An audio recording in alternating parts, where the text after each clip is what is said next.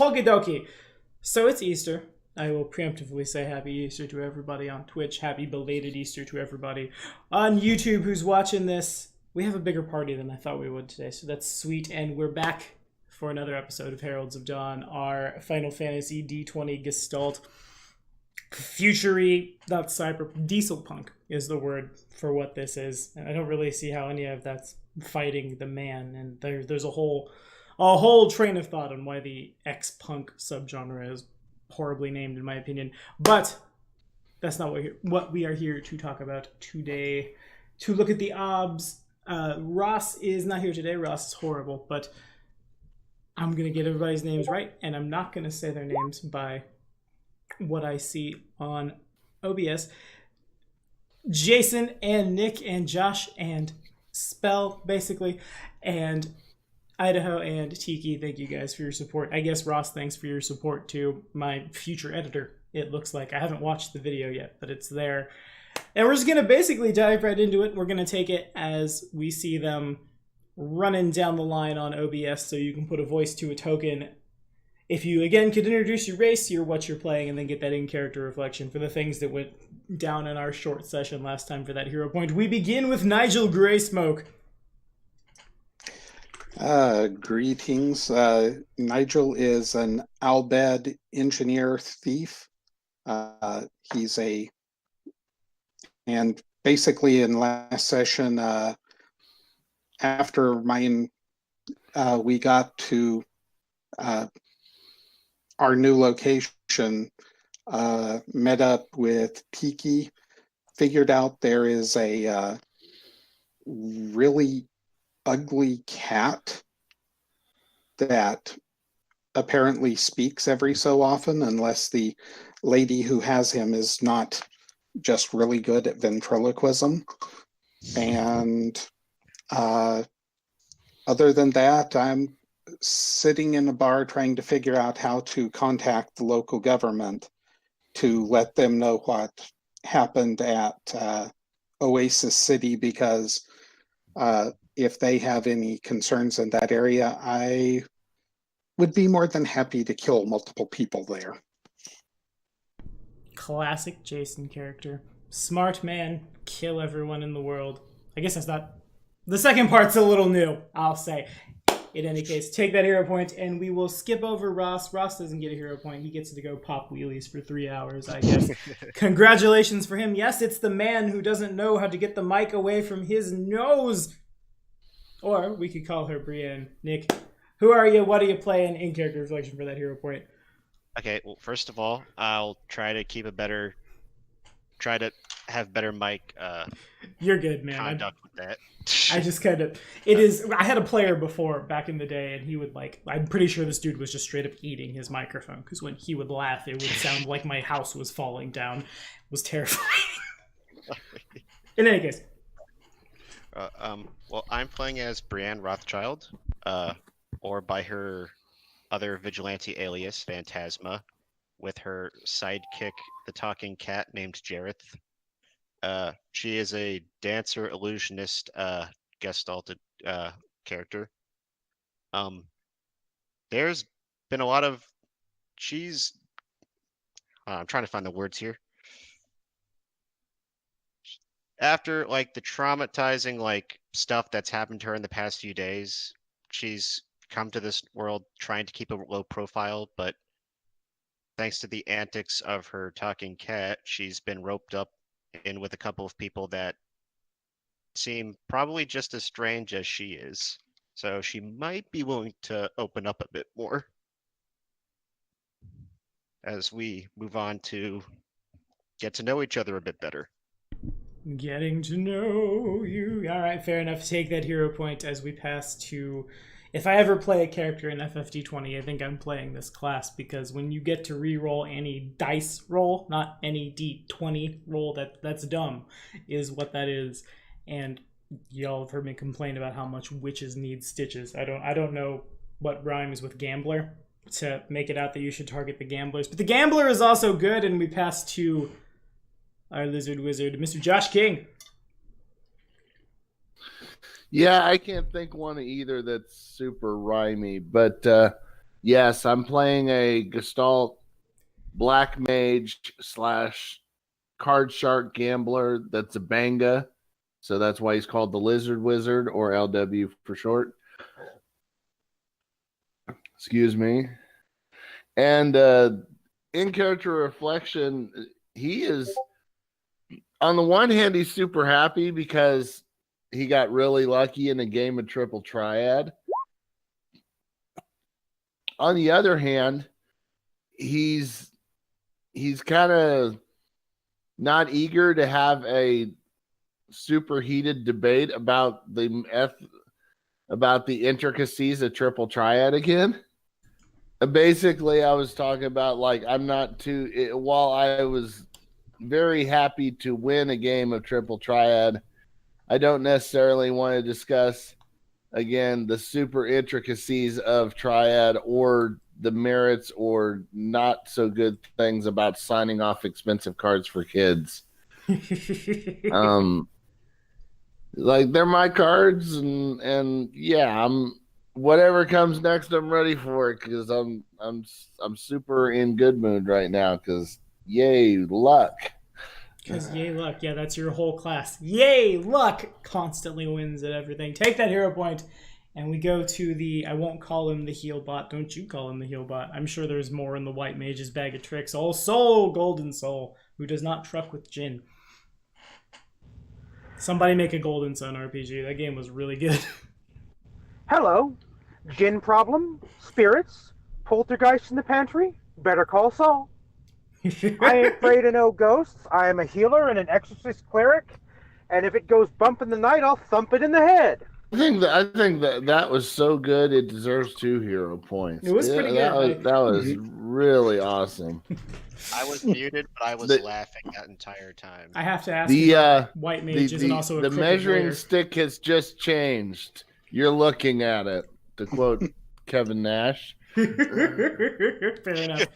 Alrighty, we'll send it to the dragon and his pet humanoid for the next in character reflection. Isn't it the other way around? Nope. I'm pretty sure Terralix is the one who's in charge here. At least that's how the conversation usually goes. One of them is so nice, has lots of things. The other one will rule over all of us. Yes. Oh, Jared's going to have a blast with that dragon. Yes. Greetings, everyone. I am Terralix, lord of this new island, apparently. But we'll see how that goes. Anyway, we just... Terralix and Terralix, the brothers dragons, just had a friendly little exchange of card information. I won't try to teach the Banga how to properly play Triple Triad. We'll just say that that little game of luck is good enough. I just wanted to see what cards he had available.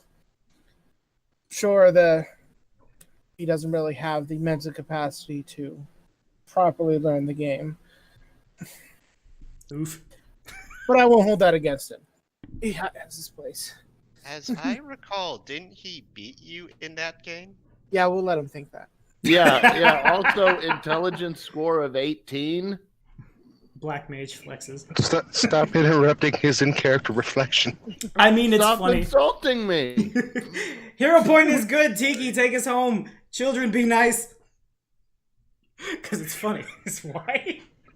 Well, I seem to have fallen in with a weird crowd, but hey, I'm weird myself.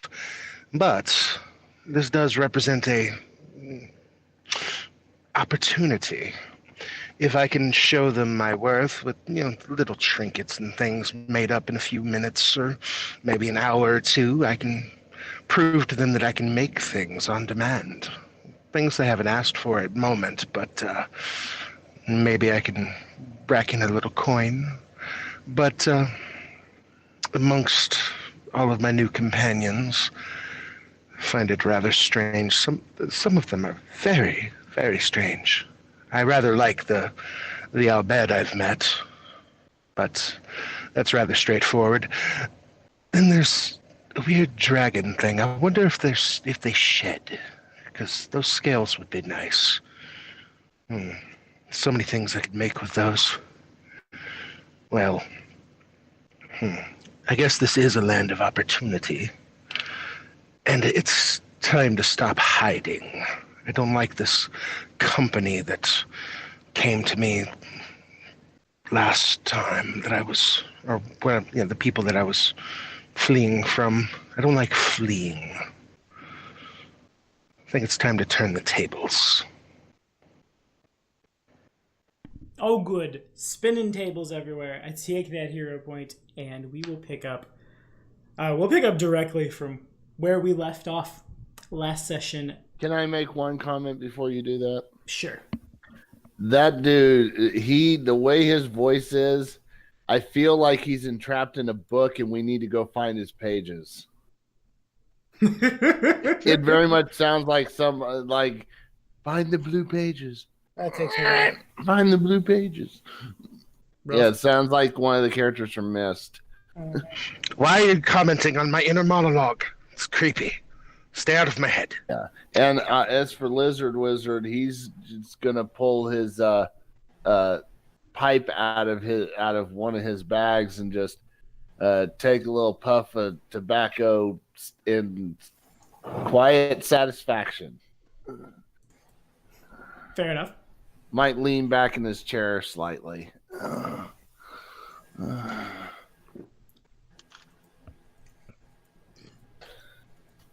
Okay. Indeed, that happens. Everybody sees it. There's some people are not the happiest, we will say, about what has gone down.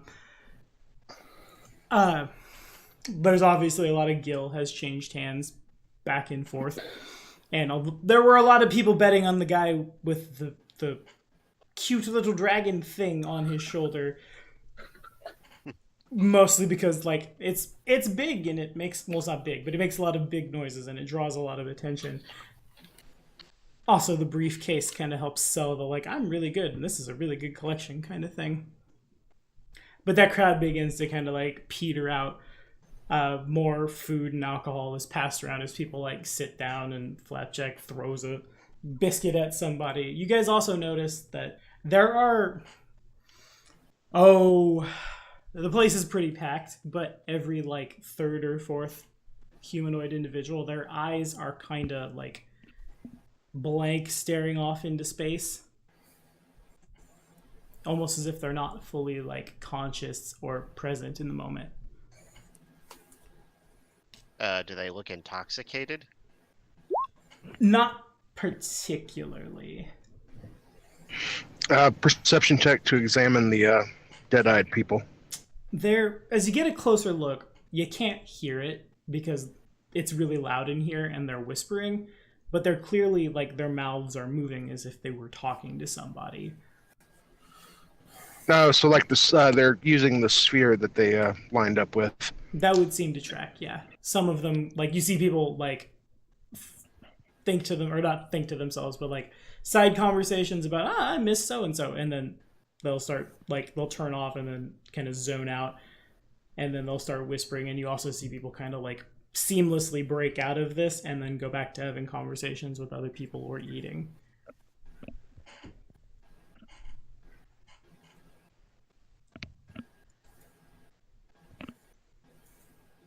Suddenly, Brienne hears a voice in her head going, "Testing, 1, 2, 3, testing." As I look down and scold at Jareth for psychically yelling into my head. What? I was just doing it as a joke. I needed to see if it worked.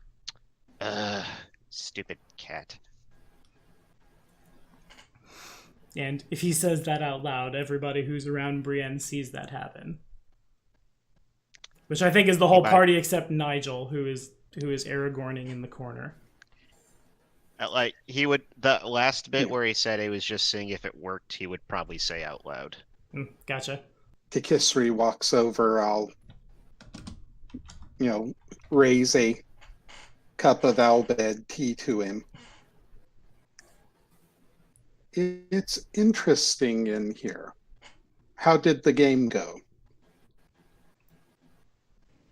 The bongo won, but well, this was rather interesting, I guess. don't really understand what the draw is for the game when you could be working. Well, the point of playing games is to take a break from working.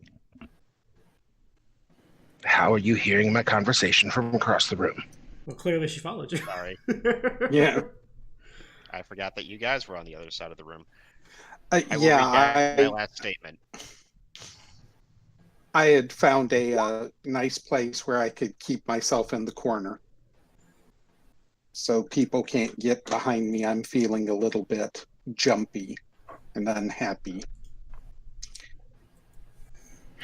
Well, anyway, what are your plans here? Or do you wish to share? Well, I think our next, or at least my next move, is finding out who is in charge in this place to let them know what happened before I got on the airship. Do you mind if I tag along with you? I haven't really ever had a chance to speak with another Abed. I wasn't raised around Abed. Interesting. It's pretty easy for me to tell she's a construct. I would say. So I will just assume that, and I'll look at you and say,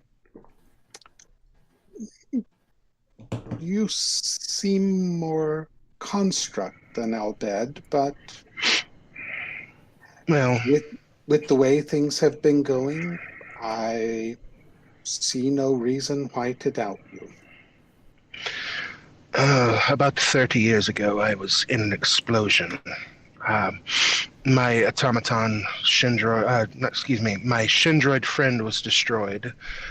Most of my lab, the Magitech I was working on, basically before I left off the mortal coil, I told my automaton and support droid to do what they could to put me back together. Well, them being machines and not really healing things. Basically took my Shendroid friend, my destroyed Magitech, and cannibalized themselves and made this. Very interesting. And fortuitous, as I am not dead. Well, and this is something worth pondering on my end. Let's go speak with the proprietors of this establishment. Perhaps they can point us in the right direction. Indeed, lead the way. I'll follow. I'm kind of tinkering on something right now. And continue working. Okay. Very well. And I'll wander over to either the person acting as the waitress or Flapjack. Okay. It's hard to say which one of those two is the most, like, in charge. They seem to be kind of, like, on equal footing with each other, as if, like, he were, like, the kitchen manager, blah. She being, like, the waitress manager. You move over in their directions, and this gigantic, hulking, green-skinned individual turns, and he's, like, the dude is big, both in terms of, like, probably could break the bar in half if he really wanted to, but also it's pretty clear this guy really likes food. He is an equal combination of both as he turns and still, like, looking down at the grill where something is flipping, just, yes? Pardon me, I'm new here. Where would I find local government? I have some information that might be useful. I see, that would be, Mayor Morris, I suppose. Unless you're looking for somebody with the church or somebody with the militia. Ah, the militia. A military force would probably be more interested. that bad, huh? And as he's saying this, the weapon slash frying pan it's weighted in such a way that there's a little bit of counterbalance on the end, so you can almost just like karate chop down on the back to fire a burger catapult style across the room to land on someone's plate.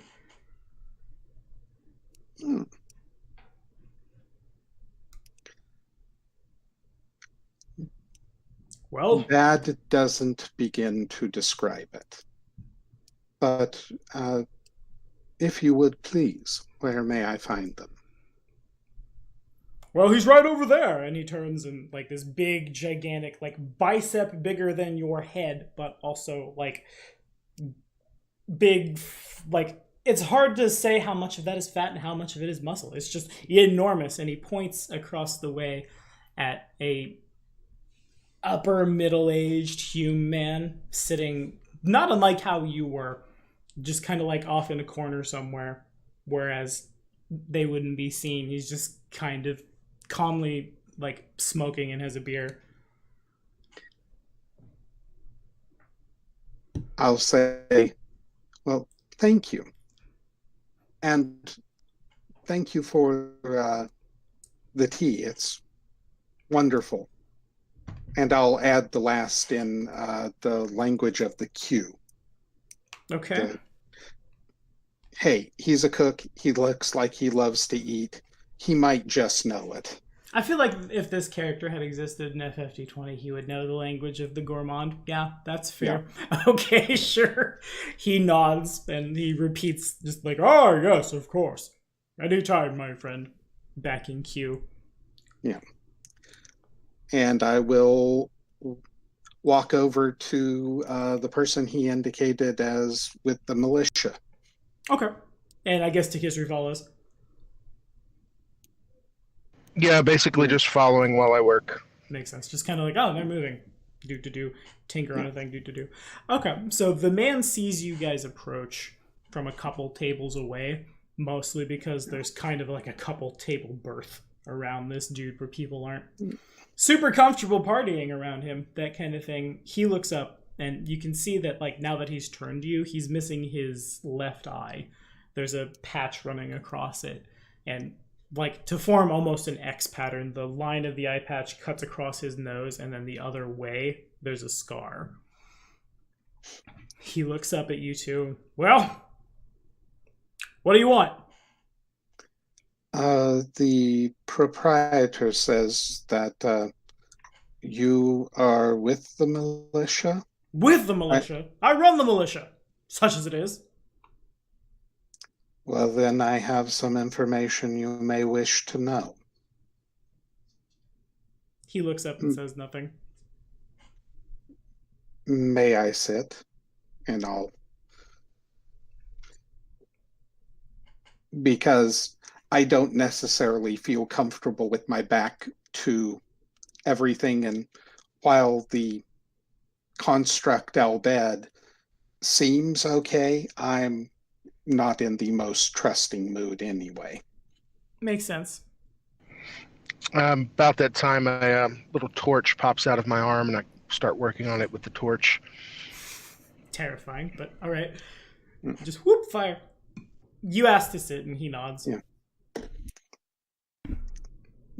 I'll do my best to get a reasonable tactical view of the room and say, have you had reports of what happened before the ship we came in on left Oasis City? He shakes his head. No, not so much. Been too busy trying to organize my people here. Well, if any of them are Al dead from any of the families or clans that used to roam the shifting sands, more likely than not, whoever they had is dead. Dead? What makes you say that, son? Because I saw most of them die. Okay, you have my attention now. Who did this? When was this? Are we in danger here? To answer in order, who did this? I'll reach into a pocket, and you said the the triangular pig things. They're called Seek. Yeah, that it had a uniform on. I assume there was a patch or some sort of emblem. Yeah, that's fair. I pull that piece of cloth and the patch, toss it on the table in front of him.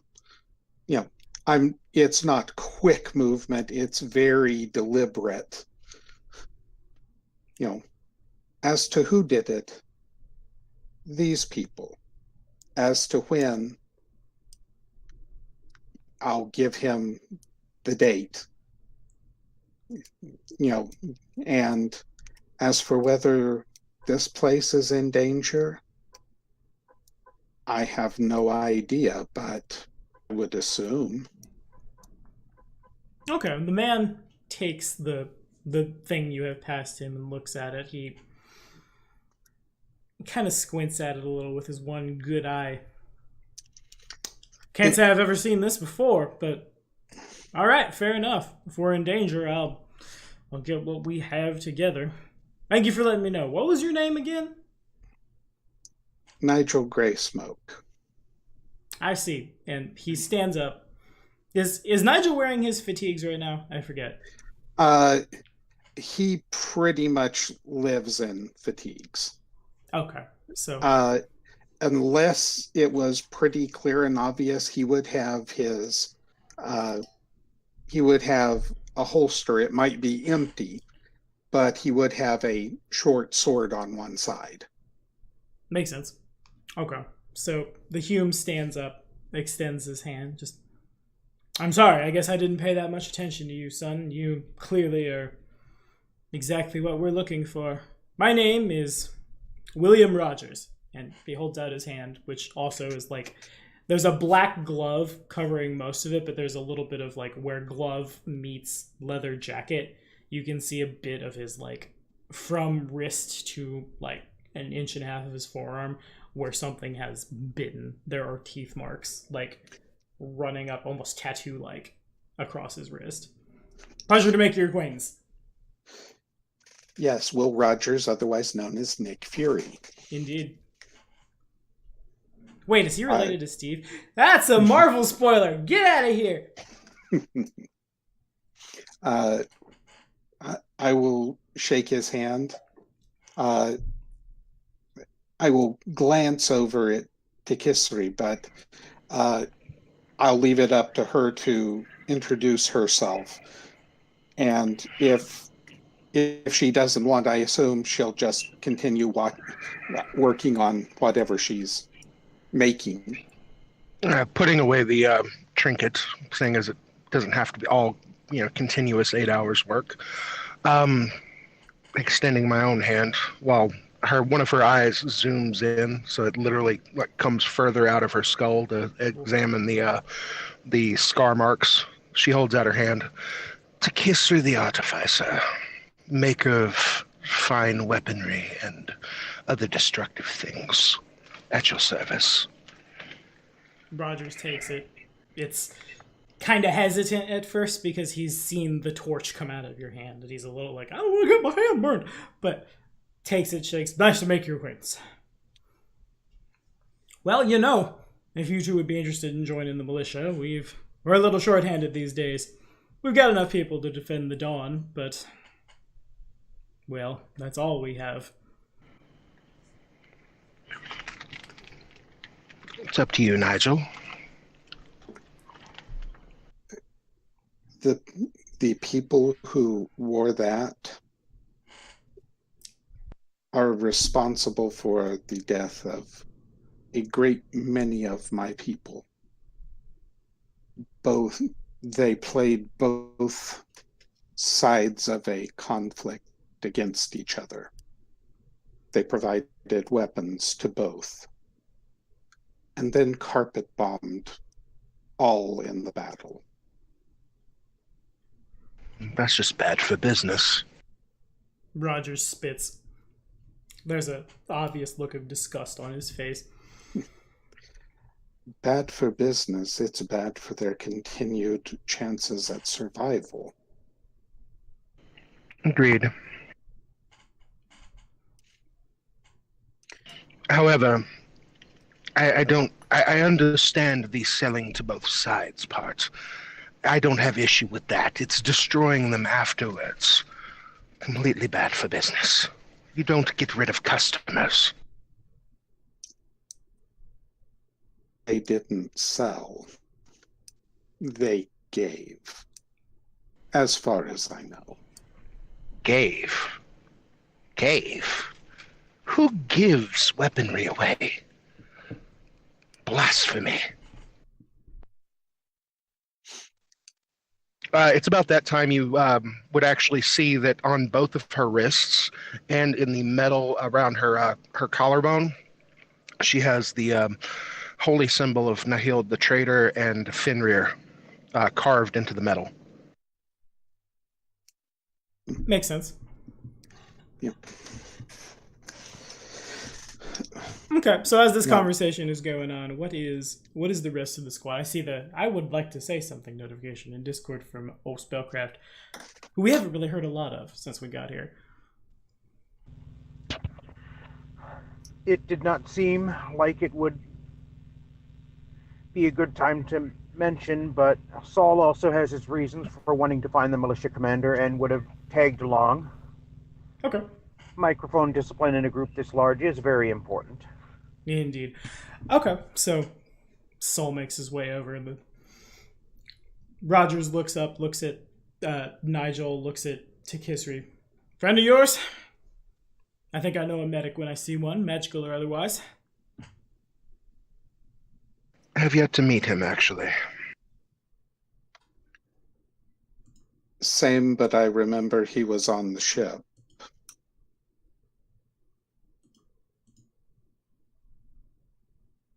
Good enough for me. Roger stands up, extends his hand to Saul. Nice to meet you, son. And you as well. I just wish this was better circumstances. You're telling me all of you have had something horrible happen to you before you came here?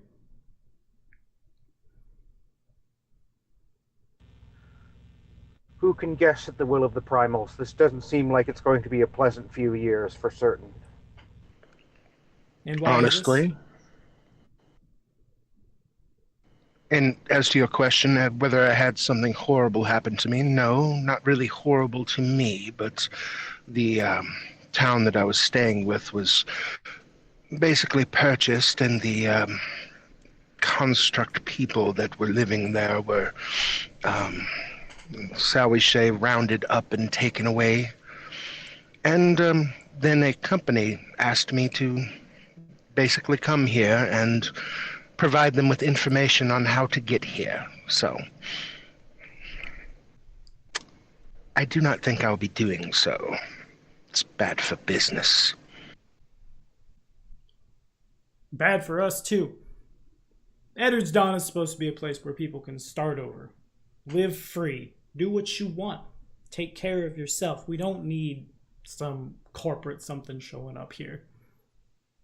There are plenty enough people here to take care of ourselves, protect our walls, take care of our hunting, provide for our people, and he continues tirading about the evils of capitalism, basically.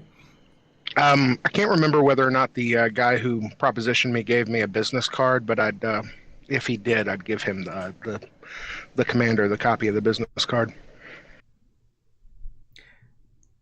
Okay.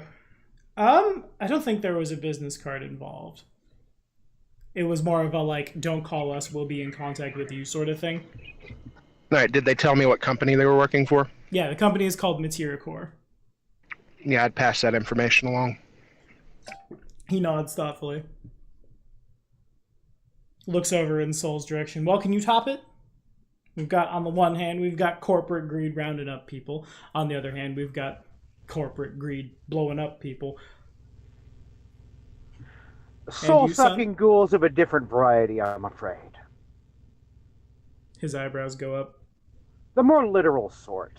And I begin to relay my ordeal with no embellishment. It's rather obvious he's trying to be witty and charming to hide just how bloody, terrifying, and disturbing the whole thing was. He's not going into the specifics he was instructed not to share, but he does finish it up with, and I really do think there's more than one sort of soul-sucking ghoul heading for the riches of this place. Okay. Sounds to me like that's probably opposed by like the sense motive of Tikisri and Nigel. If you're not giving out everything and like it's obvious you're uncomfortable, to matter if they are able to notice it.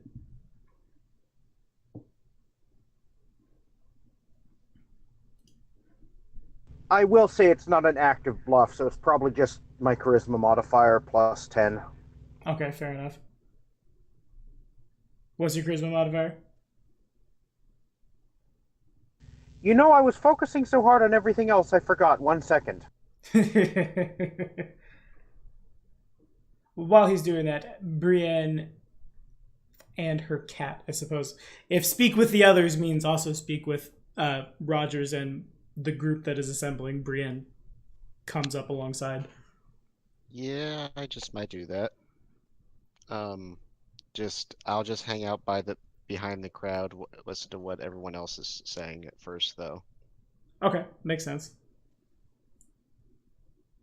So then the Hume with the one eye turns and looks your direction. He sees you hanging back, and again, there's kind of a no man's land between him and everyone else because he is harshing the mellow of everybody else in the room, basically. Well, right. You got something to say too? You and your cat? I guess I would just want to ask if a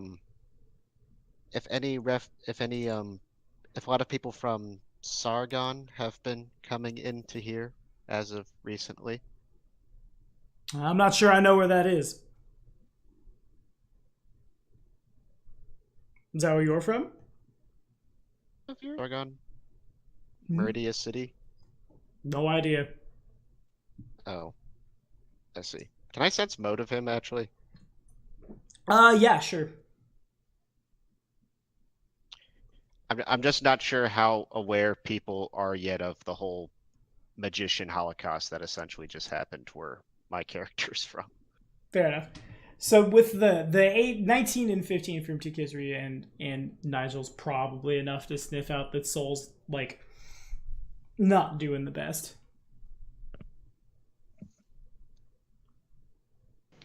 Emotional things are probably not my strong suit, so I might get a negative on that.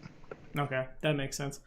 As for Brienne's 11, it's the world is a really, really, really, really big place.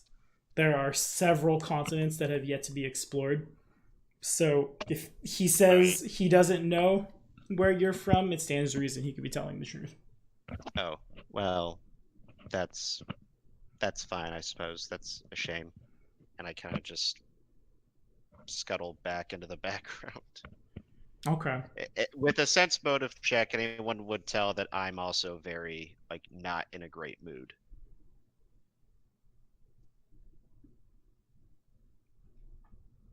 Rogers goes back to his drink. He sits back down. My own character. Yeah, you guys probably all notice it. In any case, Nigel is a player. William sits down and goes back to his drink.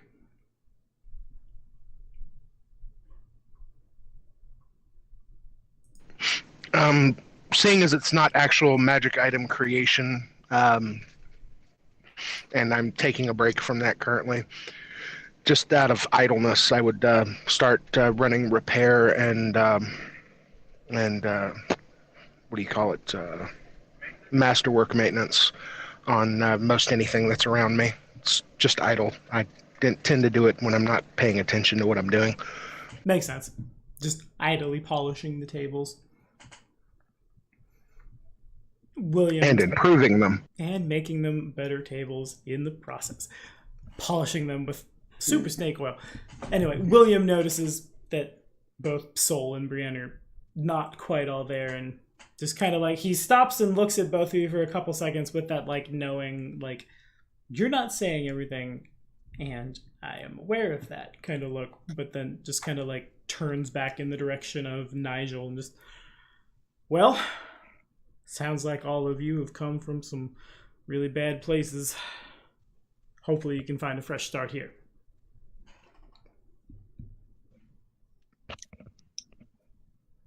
Well, I kind of think it's a sign that in all my life I've not really met someone that would have been from the heritage before my body was changed, and yet now I find one. So if I just find it awkward. It's like I probably will be following whatever Nigel does, if he does not mind.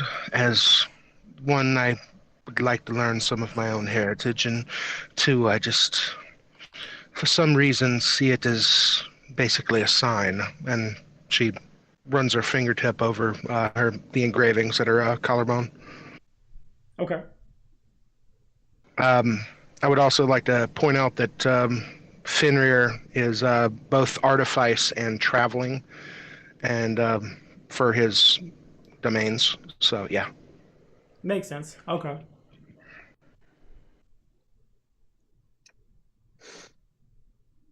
Will nods. Well, if you fine individuals would be looking for work while you're here, I'm sure the militia could use you.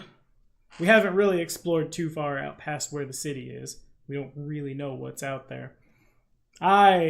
Unless I guess a bunch of Sikh come to our fine establishment and start carpet bombing us, I think we can mostly handle ourselves, but we don't know what's out there.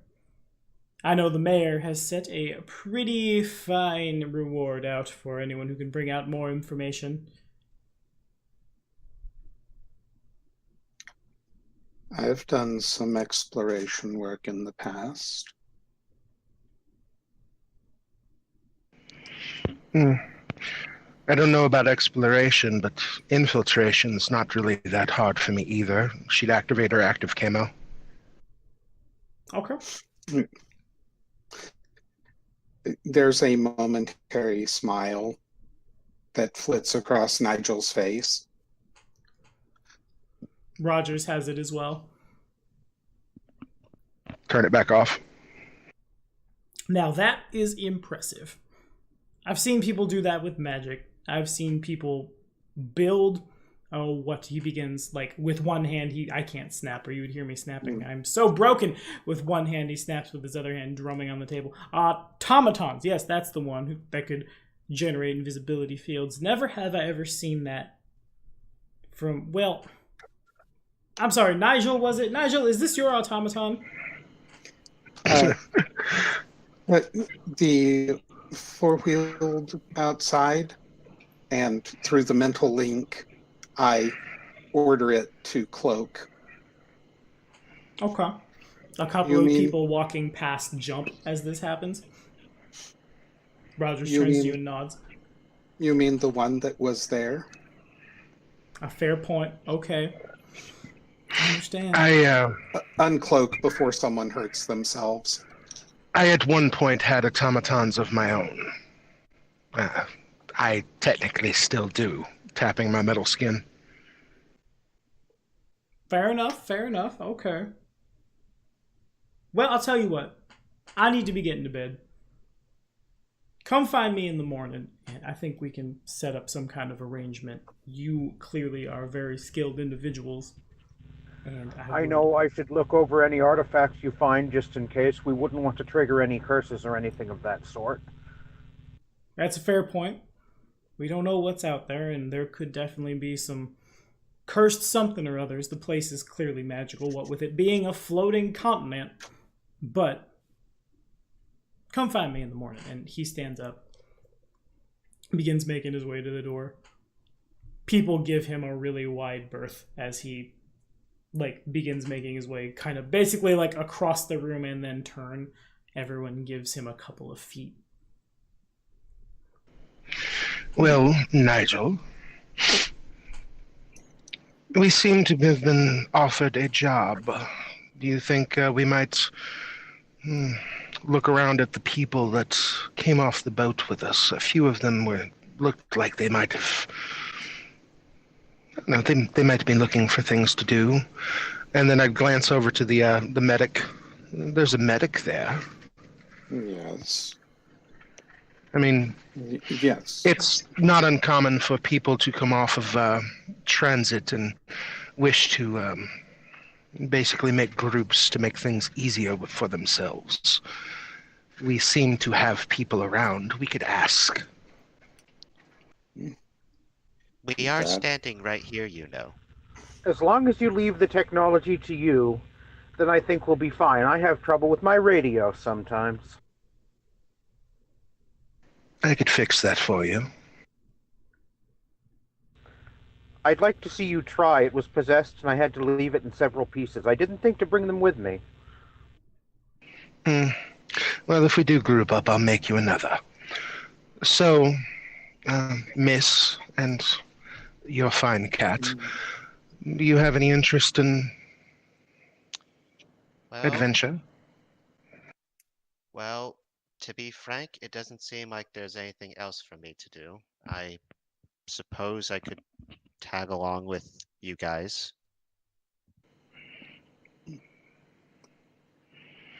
Well, if you have any skill sets.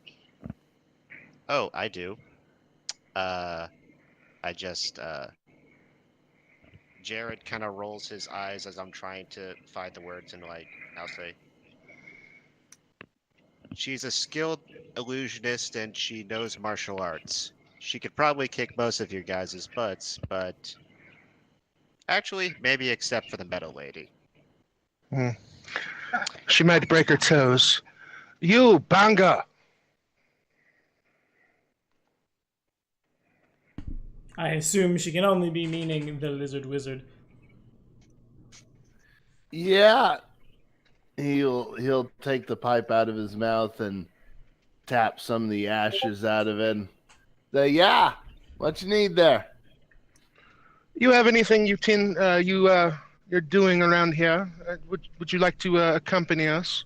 You seem to have a bit of luck about you. It's always nice to have. A bit of luck? I am luck. Oh, all the better.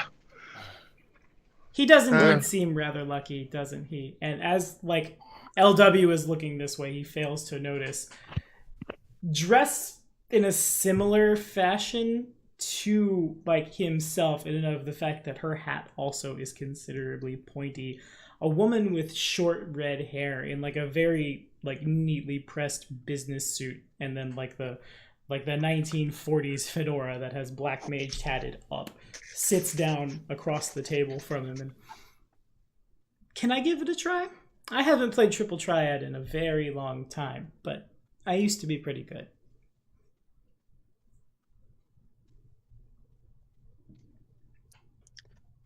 Dun, dun, dun. The Banga's making all sorts of friends today. I feel like I need to make a roll to whether the lizard wizard would find her attractive. Okay, sure. I mean, you don't necessarily have to make a roll, I guess. Rather, it's I will never assume the sexual preferences of any of my characters. She is I have to play someone that's straight once in a while. Yeah, I suppose you do, don't you? Flapjack was. Anyway, she's she is I again won't assume what you're attracted to, but a red-haired Pume woman in clearly she has some kind of magical something or other, at least based on the pointed nature of her hat. And as you're look at her up and down, she's withdrawn the deck box itself. Yeah, sure, why not? The deck box itself opens up a couple of different ways. We've all seen them. There's the bit that Velcro's on, and then it comes back up, and then there's basically two boxes sitting on top of each other, and they turn out like a cube almost, but smaller. Yeah, I used to play Magic. What of it?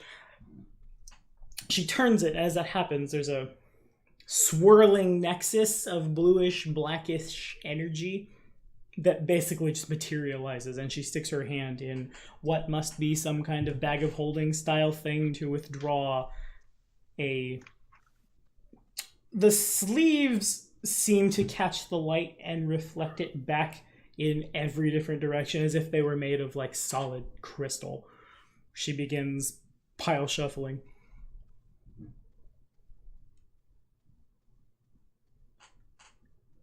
Well?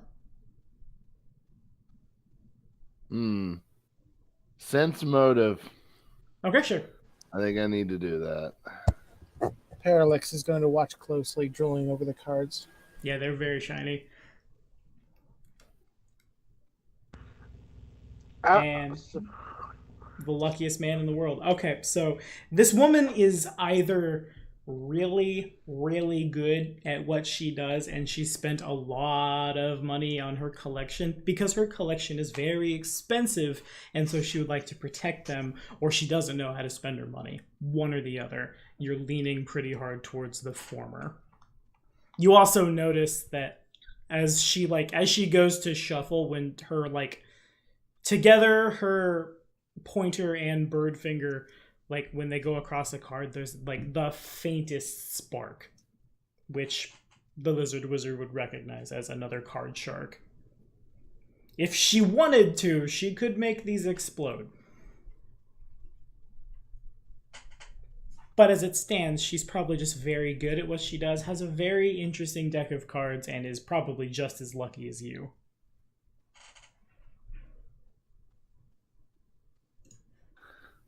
All right. I will grab my pipe. I'll take another puff of it, and I'll slowly walk over to the table. Okay. And I will sit down and produce my own deck of triple triad cards. Okay. And I will comment, pretty robust collection you have there. I do what I can. It's been a long time since my competitive days, but, you get attached. Is that a Blackluster Soldier first class? No, it's a Black Lotus. Sorry, I couldn't resist. So those are even more expensive. Yes, they are. You need to pay your student loans, kill this woman, and take her Black Lotus. Anyway, I'm gonna grab that. Also, don't murder Hobo my NPCs. That would make me sad. I'm gonna grab the D100 and we'll do it as opposed D100s again. She gives a sly half smile as she begins drawing her hand. And Josh, if you could give me the percentage dice.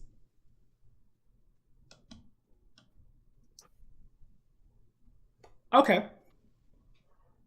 So the crowd begins to assemble again as the next game kicks up, and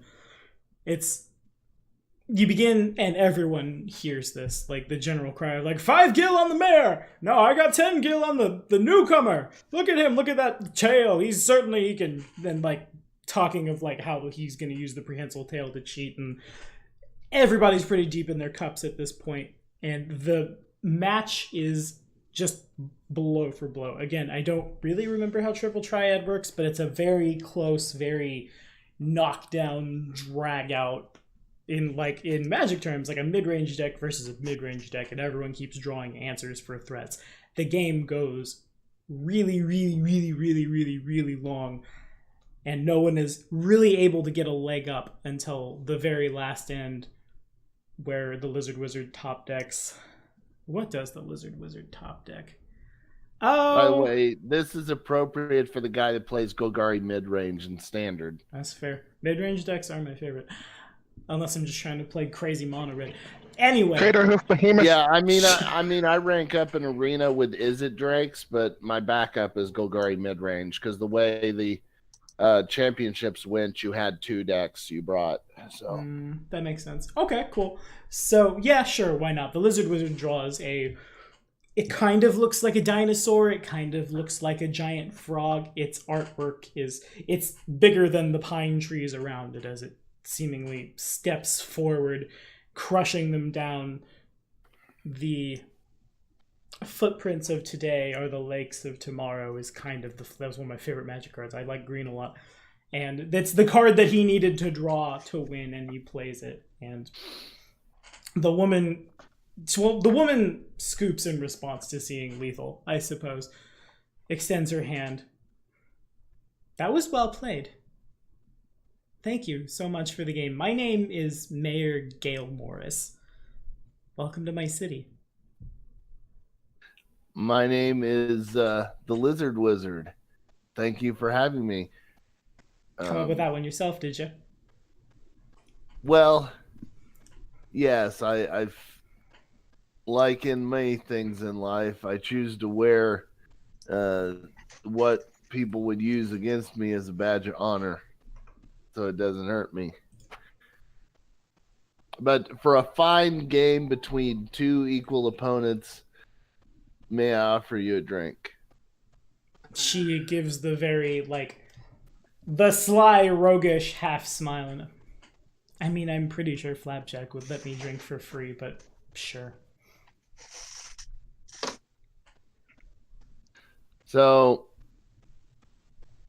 the Lizard Wizard will walk up with her to Flapjack and he'll say, "The best that you have for the mayor here." Of course, On me. fair enough. And he begins rummaging through. It sounds like he's going to tear the bar apart, because again, this dude's not small. And he kind of just shoves his arm under the bar without looking, trying to find a bottle. You think you hear the sound of a couple of glasses break. The Vieira kind of winces a little bit and gives Flapjack awkward side. Kavara, leave me be. I'm trying to. And then he withdraws triumphantly, not unlike The Legend of Zelda, having found the item, a bottle about the size of his arm. It's a blackish, greenish, closer to black glass bottle that he sits down, begins pouring what looks like the liquid itself is somewhere between orange and yellow. And I don't know how many other characters have followed this, but he looks up and, well, they're with you, aren't they? You don't need to pay. That was indeed well played on my count. I don't think she needs to drink. The Albed pours another one of these. The Hume, the cat, the dragon, and he kind of smiles broishly. The Ara, and basically just in line for the mayor and everyone in the party. I'm another Abed. Oh, do you drink? If I wish, but I'll pass on this one. That has to be expensive. But she'd activate an area of effect repair, fixing the broken glasses. I won't need any either. I appreciate the offer. Fair enough. And glasses do begin repairing. And I'll take a shot, but I'm really more of an angry chocobo person. of course. And he pours the shot, grabs a bottle of Angry Chocobo, I slams think it I'll down. join in on this as well. I'll have some tea. Okay. It's getting kind of later at this point. The bar is starting to clear off. There's enough seats for you guys. Yay. Gale looks in in LW's direction. Friends of yours? Could be. Acquaintances. Haven't known them long enough to consider them friends yet. I see. That's probably smart. I can respect that too. And she grandiosely waves her hands and, well, welcome to my city, everyone. Nice to meet you too. I'm sorry, but did you say your city? I am its mayor. You're Oh. a chief. In a manner of speaking, yes. I don't make as many decisions as a tribal chief. I'm more of just a figurehead. People look to me. We have, of course, our own governing bodies. We don't listen to just one voice, I'll say. But I see. The title says it's my city, so half Well, smile again. Good for you. I'm sorry? Oh no, I said good for you. You And got your own city. I know, it seemed... Did you have something more to say? Who, me? Yes, you. She has Oh, mechanically rolled a sense motive at the snarkiness. Oh no, I actually did genuinely mean that. I'm sorry if it came off as snarky. I didn't mean it like that. Yeah, fair enough, you're good. She blinks. May I ask you something? Of course. She replies in perfect Draconic. Parallax perks up and stands up out of his chair. Could you step in the light for a moment? She does so. Okay. Very awkwardly, Parallax bends down and smells her shadow. Okay. She doesn't stop you, but everybody who's still in the bar kind of like everything hangs as this is happening. Everyone sees this happen. Parallax Jareth gets very close to her face and just puts his hand in the air.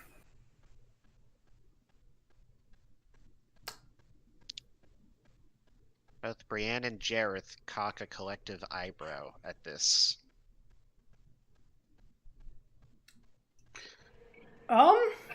Okay, here we go. Here's a d20. Does she know what she's supposed to do? Wham! Yeah, that's more than enough. What exactly is it Parallax is doing, and how is she supposed to respond? It seems like some kind of greeting that he's trying to get her to guess or see if she actually knows this greeting. Okay. She holds her hand up in response. Doesn't sniff anything, but makes eye contact, holds her hand up. All right. Parallax puts his hand in her hand and slowly blows into her mouth. Okay. She doesn't stop you, but she's a little she kind of steps back, puts her hand down. I'm not sure what any of that means. Oh, I'm sorry. You're not a dragon? I am not. I've been around a lot. Still in Draconic. Sorry, I had some... Well, I couldn't be sure. I'm usually very good at telling, but I recently run into one that I could not identify.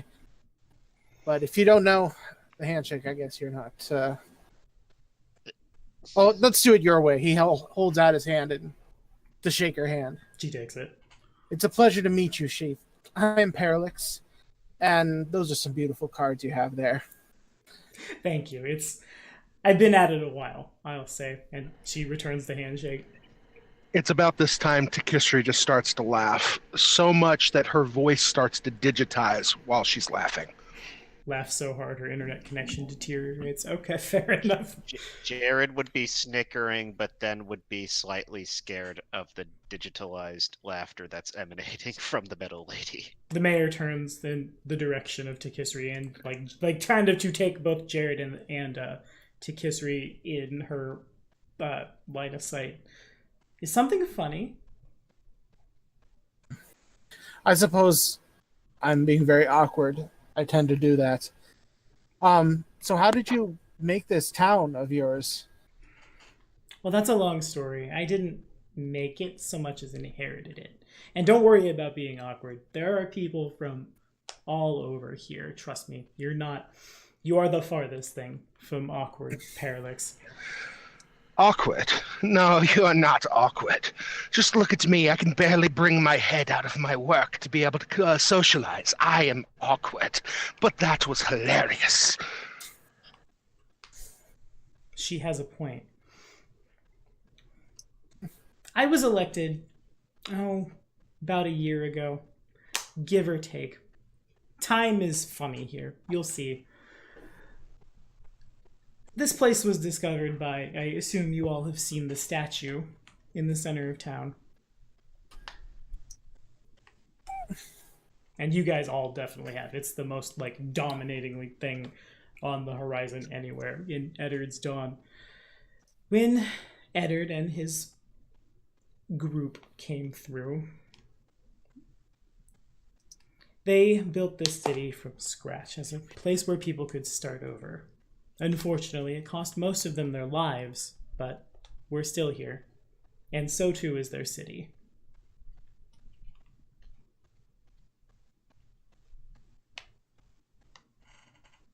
I suppose you'll be with us for a while. We should...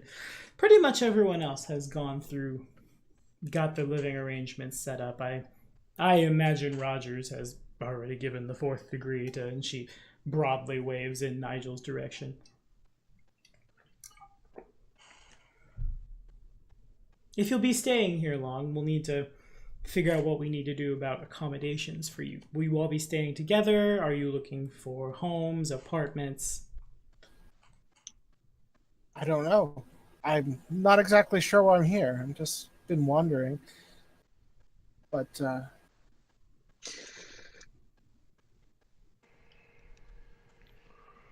I see. Honestly, on my part, I just got on the first ship that got me away from Materia Incorporated, or whatever the heck they wish to call themselves. And Do you have any recommendations for where we could stay? Well, it depends on how much money you want to spend, doesn't it? An apartment will set you back about 3 gil a month. If you need something bigger, more like a house, it'll cost you 10. How about a workshop? No sleeping arrangements required. I see. A businesswoman, is it? Maker, merchant. I don't sleep, though. A little bit of not being completely humanoid anymore. You know, thumps are a metal arm. Makes sense. A workshop probably sets you back about, I might say 15 gil a month, depending on how much room you need. I have plans of building very large machinery, so something with like a huge interior. I see. Like a garage, then? Yes. Okay. I'd probably call that about 20, then. All right, then. Do you know where I'd be able to go ahead and pay for my arrangements? I'd like to pay in advance. She holds out her hand. She's going to basically hand off 3,000 gil. Okay. Duly noted. are there any caves in the area? You see, we're not exactly sure. Out past the tree line, we don't really know what's out there. Eventually, once you get to the mountains, you might find some kind of cave somewhere. Yeah. Here in town, not particularly. I see. The- Maybe some abandoned mines. Again, we're not quite sure. Oh, The commander of your militia mentioned that, in fact, we are to see him in the morning to discuss being an expeditionary party. Well, that's For- great to hear. You guys look pretty capable of taking care of yourselves. I haven't, and she withdraws, she top decks from her after the whole ceremony of opening deck box of many things, basically. Top decks a card, snaps her fingers, and in the snap, she throws it, and the card combusts. There's a, what is an expensive, we said something about a Tomberry in the Discord. I'm gonna look at our Discord and remind myself what the name of that card was that we were afraid to see explode. it was a King Tomberry. King Tomberry, that card, thank you very much, withdraws a first edition pristine King Tomberry, and both Parallax and the LW see that's the card, and then it combusts. Haven't seen somebody who could do that in a while, but I think I recognize a fellow card shark when I see one.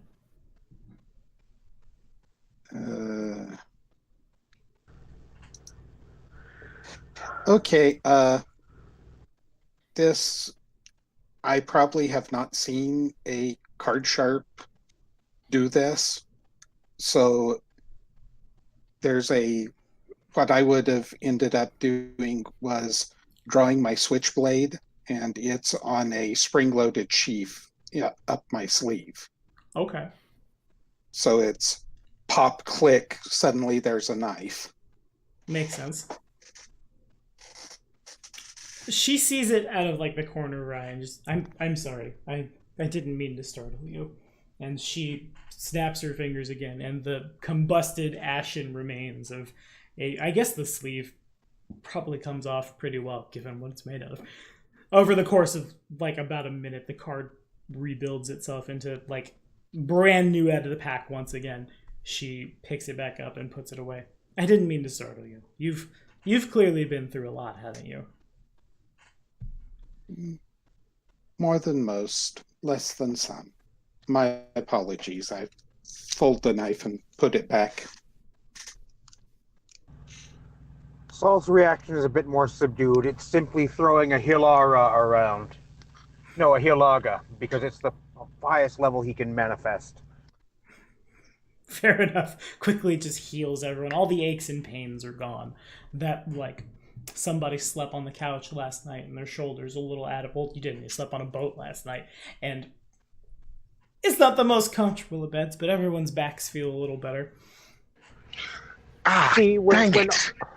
So, Takisri starts scratching right where the flesh of her face meets with her body. So, I hate it when people heal me. It itches.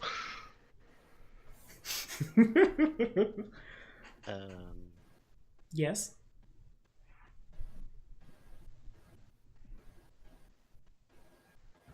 My apologies. When one faces off as many undead attacks as I do, some things become reflexive. Of course. I'm sorry, Wasting Miss. spells. Miss, were you going to say something? Turning in Brienne's direction. Oh, sorry, I was distracted by someone else's comment. Ah, I see.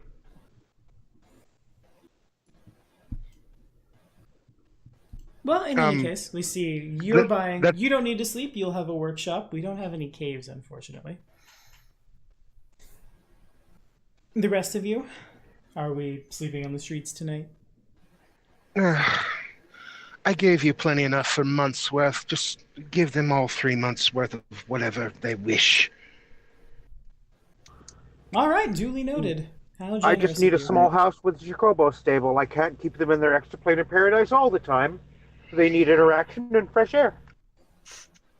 Well, we don't necessarily have stables, but we could probably arrange something with a yard. That would be perfectly fine. If you'll excuse me, I don't actually believe that y'all need the help, but I believe we were coming to an arrangement of becoming a group, so I'm not good with social niceties, so I'll just throw in money. Straight to the point. I can respect that. All of you do look like the most capable of defending yourselves off the last boat. I'm sure, again, Rogers is most pleased. In any case, you guys will find the keys are in the mailboxes. We trust people to not go a looting and vandalizing our poor town. However, when it happens, if it happens, again, like, there's a snap and a hole. She basically Yugimoto's a card into, like, between each finger of her hands. Doesn't end well. You understand. She, like, fans her hands back out and a perfect stack is formed. Makes sense to me. And all I wish is a small apartment. I need not so much. Oh, you definitely have it. Well, considering at the price she quoted me, the 25 gil per month, I gave her 8 1.25 years worth of rent. Yeah, you did. Yeah. Yes. And the ability to, I don't know, there's a chance I may borrow some workshop space from time to time. And I would not have a problem with that. Like she said, she's never really met an outbed before, so having one in her workshop would actually be beneficial in her mind. Indeed. Fair enough. Well, if there's any other questions you have for me, now would be a good time. I imagine Rogers will want me present for all the pomp and circumstance in the morning. But it is getting late. Has anyone recovered any artifacts in recent explorations? Not particularly, though we haven't really got that far. Why do you ask? I give her an abbreviated version of why I'm asking. Okay. How abbreviated? There is a strong possibility that powerful forces of undeath are seeking this island for a variety of reasons, and I have reason to believe that there are some cursed surprises laying in wait, and I worry about that. Okay. Oh dear. Oh, so ghouls, a company that's bent on getting here so they can exploit the land, amongst other things. I chose a terrible place to seek as a refugee area, it seems. No, my friend, no, you didn't. Eddard's Dawn is a place built for people to start over. I am shocked to hear that the undead may be swarming here. We haven't seen that. But we'll keep an eye out. Okay. I'm not much of a crafter, but I'd be more than willing to lend my expertise in empowering any wards that might be set up. Well, we have a wall. She smiles, that like half roguish smile again. What time in the day did we actually arrive at the bar? Oh, probably around dinner time. Dinner time, so what, Like- 5 till when? Probably show up at 5. It's probably in between a couple of games of Triple Triad, which probably take about 40 minutes-ish. Dinner and drinking and talking to people. Yeah, so it's probably like, I would say it's probably like 9:30 p.m. now. Okay.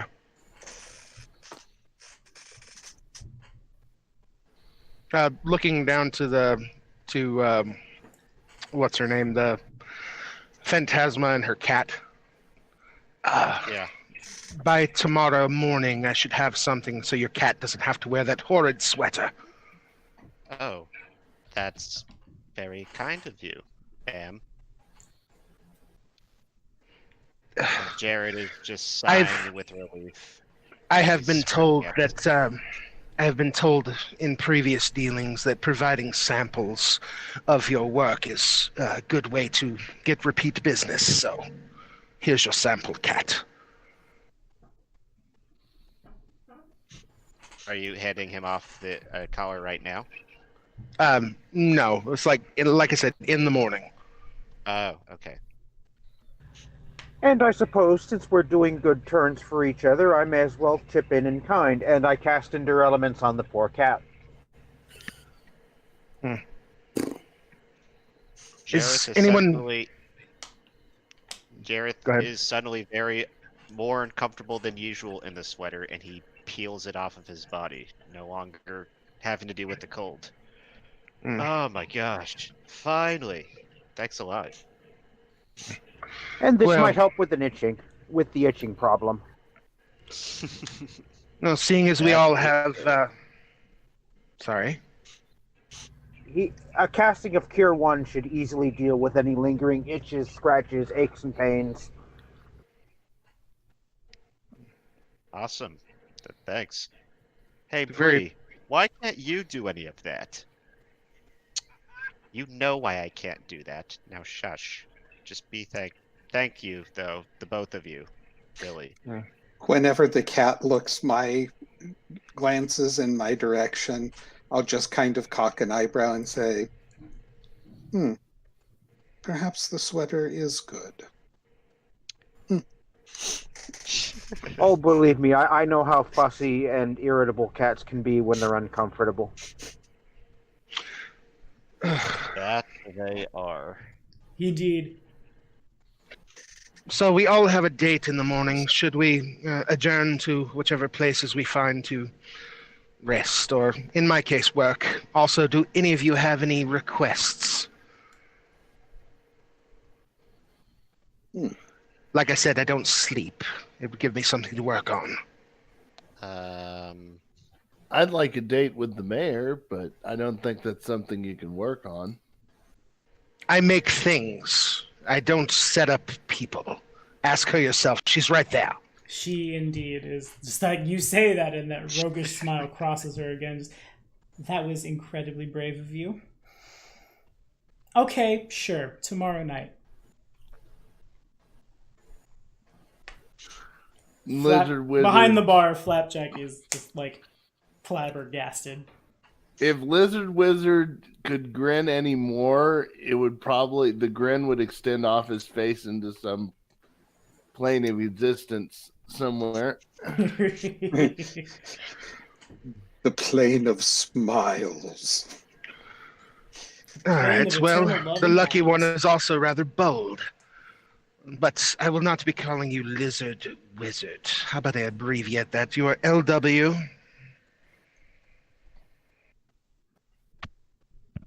Okay. He deserves a little respect. I wouldn't mind calling him Mr. Wizard. And the kids works, could call me Lizzie Wizzy. Does he have a name? My parents called me Runtling. At that, there's a minor chuckle from Nigel. All 5'4" of him.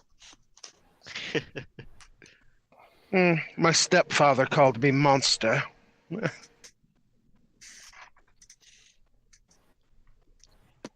Was that before or after the Oh, before. I actually believe my stepfather's probably the reason my lab was exploded in the first place. That is more family trauma than I've had to deal with. Saul does not look happy because it sounds like he had the most normal childhood out of the bunch, and look what happened to his teacher.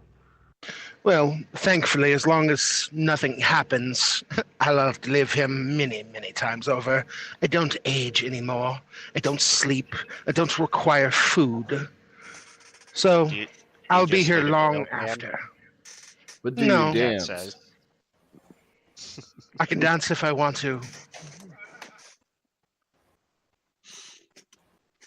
We can leave your friends behind. Because they don't dance. And, And if they don't dance, then they're no friends of No mine. friends of mine. Oh, copyright I'm strike. sorry, I Oh. couldn't resist. Well, It was Lizard intentional. Wizard can definitely dance if he so chooses. I'm sure I've got a good enough acrobatics check. Anyway, as I spoke, we are forming a group, are we not? Does anyone have requests before I go to my workshop? A group? It does seem as though we would be perhaps well matched for some exploration, and it would not hurt any of us to gain some coin, I would think. How hard would it be for you to throw Bane Undead on this? He asks as he holds up his mace. Let's suppose exploring this wilderness would help if we had some company.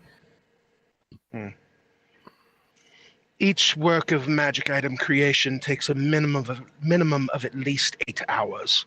I started at about 5 on the trinket for the cat, so I don't know. I might be able to have one other item done before time to meet with the captain of the guard, militia, or whatever it was. Then it's Nigel, not do a you have problem. any request? Well, speaking of gifts, if I might, I never got the chance to thank you for that match, Mr. Wizard. I wanted to give you this. He pulls out a card at random from his bag, and it's a cockatrice, and he hands it to him.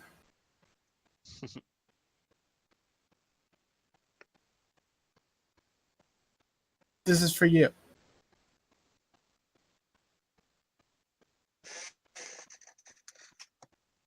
Okay. Is that a particularly rare card? It's just a random card that he pulled from the bag. Okay, fair enough.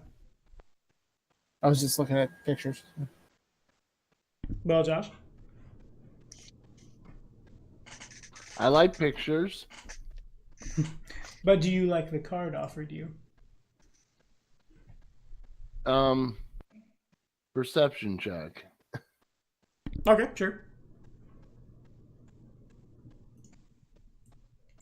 As soon as I find it. Sure.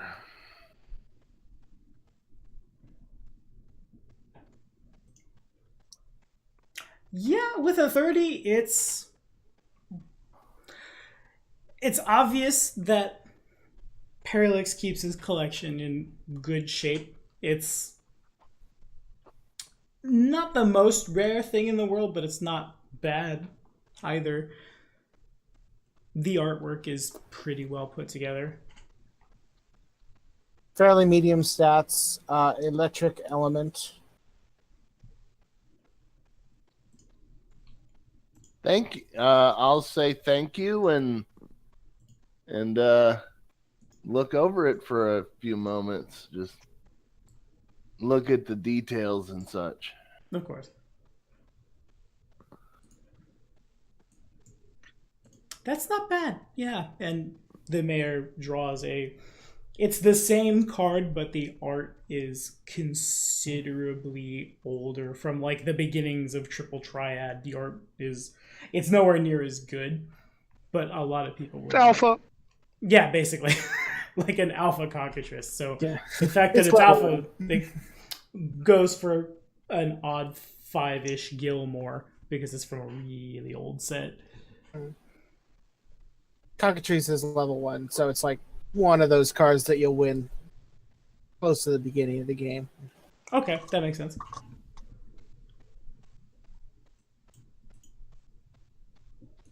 Well, if there's nothing else, I'll be on my way. I'll see you tomorrow night, pointing at LW, and the rest of you in the morning. Mayor, Yes? which direction to that open workshop you were speaking of? She points, basically, yeah, you know what, sure. As she moves to the door is open, and she points out the door, basically right across the street from this place. There is it kind of looks like the Red Rocket truck stop, just less run down. Yeah, there's probably like a what could be a simple gas station set up there, a sizable garage with a like general store-ish thing that has been stapled on. The building is mostly garage. All yours for ever and ever and ever. You are the most generous person I have ever met in my entire life, I must say. Generous. Looking to Nigel. Have I done something strange? I said I do not understand the social niceties. Social skills are not my best either, but She might just be referring Not- to that huge amount of money that you just gave her, and the fact that you insisted on paying for all of our rents. That was very generous of you. Damn it. Did I say something wrong? I'm sorry. Well, Nigel we are in looked fact- if we are in fact- completely clueless. if we are in fact grouping, then it was just taking care of my own. Oh, Then she would start heading across. Wait, Nigel, did you have any requests? not for now, but thank you. And Okay. my apologies if social skills are not my strong suit. Indeed. So before heading out, she'd actually pull her chest out from the ab compartment, set it down, and then go digging into it. She half falls into the damn thing, trying to grab something out of it. Basically putting away her what do you call it?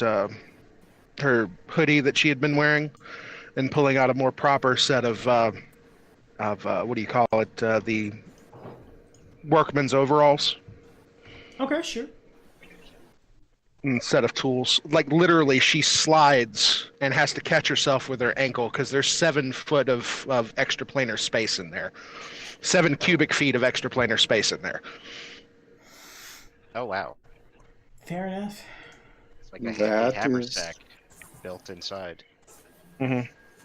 So she comes back out with her overalls and her toolbox, and then closes the chest and put it back in her clothing department. I'm going to work. I will see you all, I guess, wherever, for finding the militia leader. Before you go, Miss Tikasiri, I do have one request. See, I've never really been out in the wilderness before.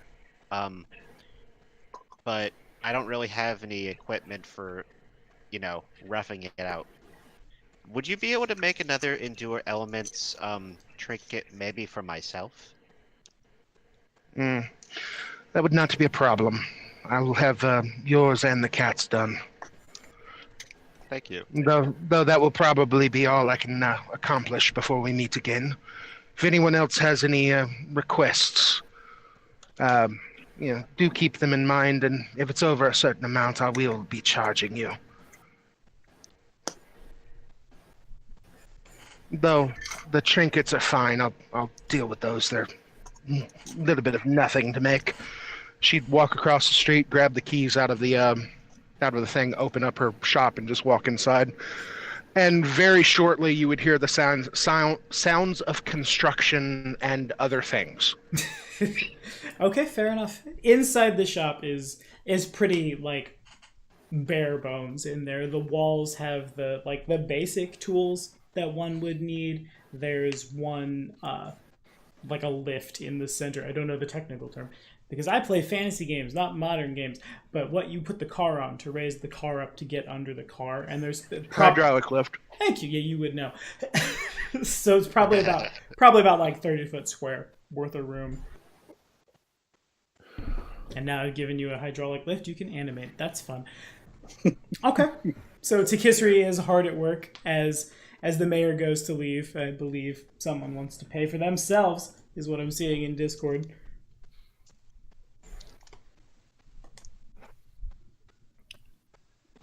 She takes the money from Brienne. Dang it. What? Oh, I was trying to do that covertly. And it happens where none of the party sees it. Haha. Outside and around the corner, we'll say. It happens covertly, but it happens where everybody on YouTube can hear it happen. Okay. So then everybody else, as you go, to find your place to stay, the city is basically you're looking at a suburban-ish area, sizable front yards with garages and driveways and a 1 or 2 bedroom house.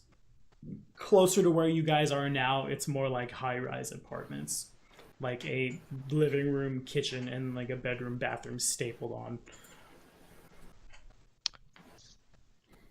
Not bad.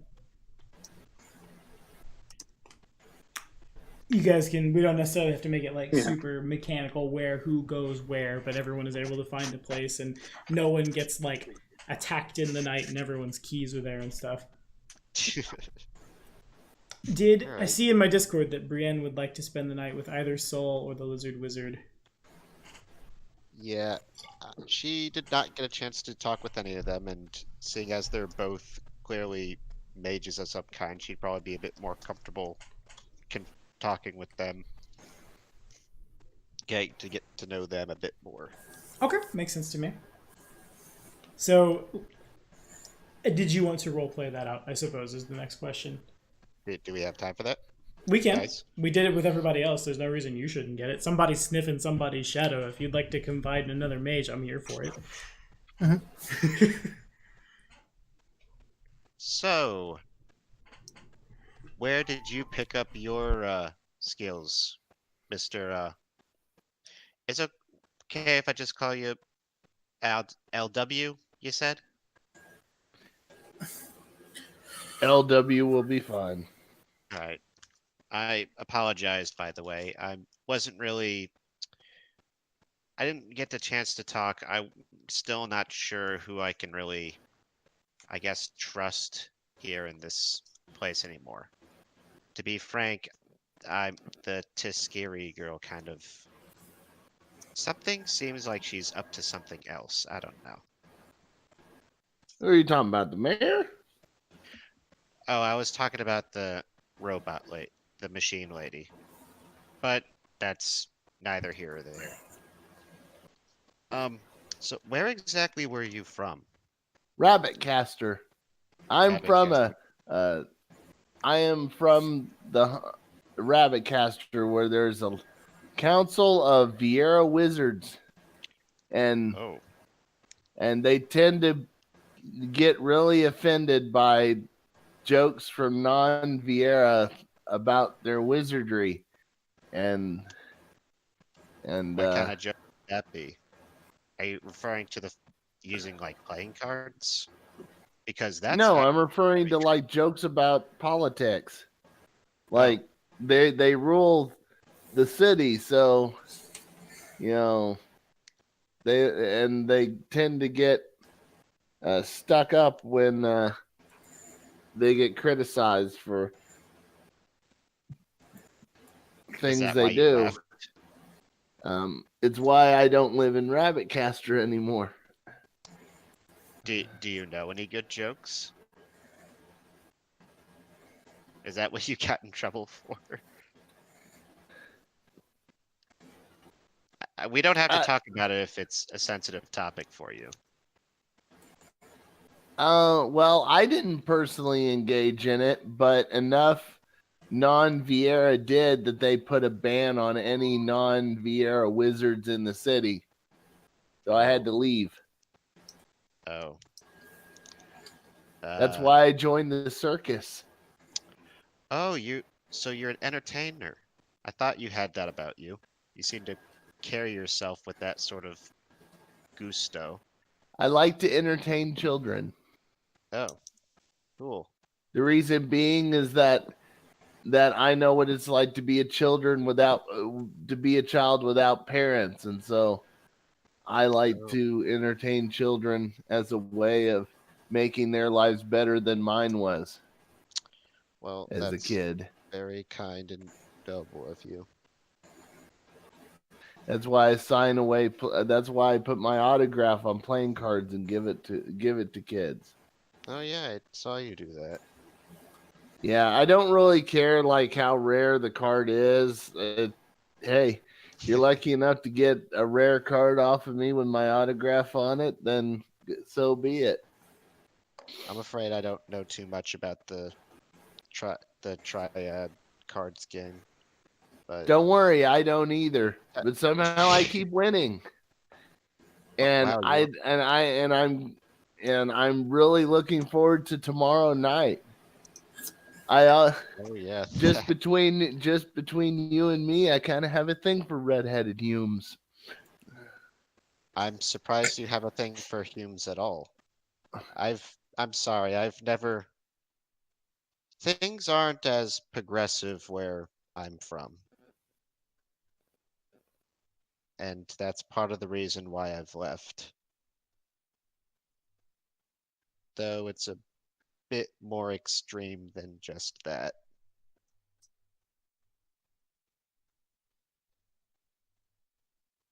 I'm sorry, I can't hear anybody right now. Did somebody leave? I'm still here. Oh. I am here too. What do you think? What do you think I should get her? Like like it's I would think it'd be hard to shop for the mayor of a town. Like she's got everything already. What would I get her? And you could see Lizard Wizard actively rocking back and forth as he's standing. Just like the smoke from his pipe is still billowing up. Just like, what would I get her? What do you think? You just met her. I don't know. She Maybe get her another pointy hat. I thought I heard a spellcraft there. That's what I should do. I should get her a really fancy designed hat. I've got 500 gil. I'm sure I could get her a really nice fancy hat. 500 gil definitely. 500 gil will definitely get you a very, very nice hat. Spell, did you have something you wanted to add? I see that you were having a problem with the Hangouts. Yeah. Yes. Okay. In character, Saul says, well, we've seen that she has a wonderful sense of humor. Why don't you simply try to get her something that will make her smile? It doesn't have to be anything fancy. Just give her something that shows you're thinking of her. Oh, I'm definitely doing that.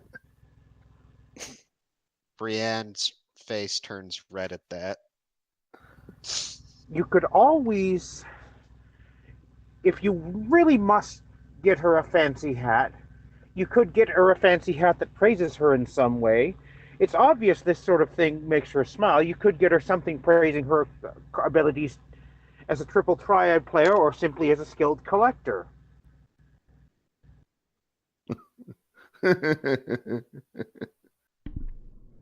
I have an idea. Great idea. I have an idea. Is there a place in town that sells hats? Well, she would know of a place that sells hats. There are other people that we could ask.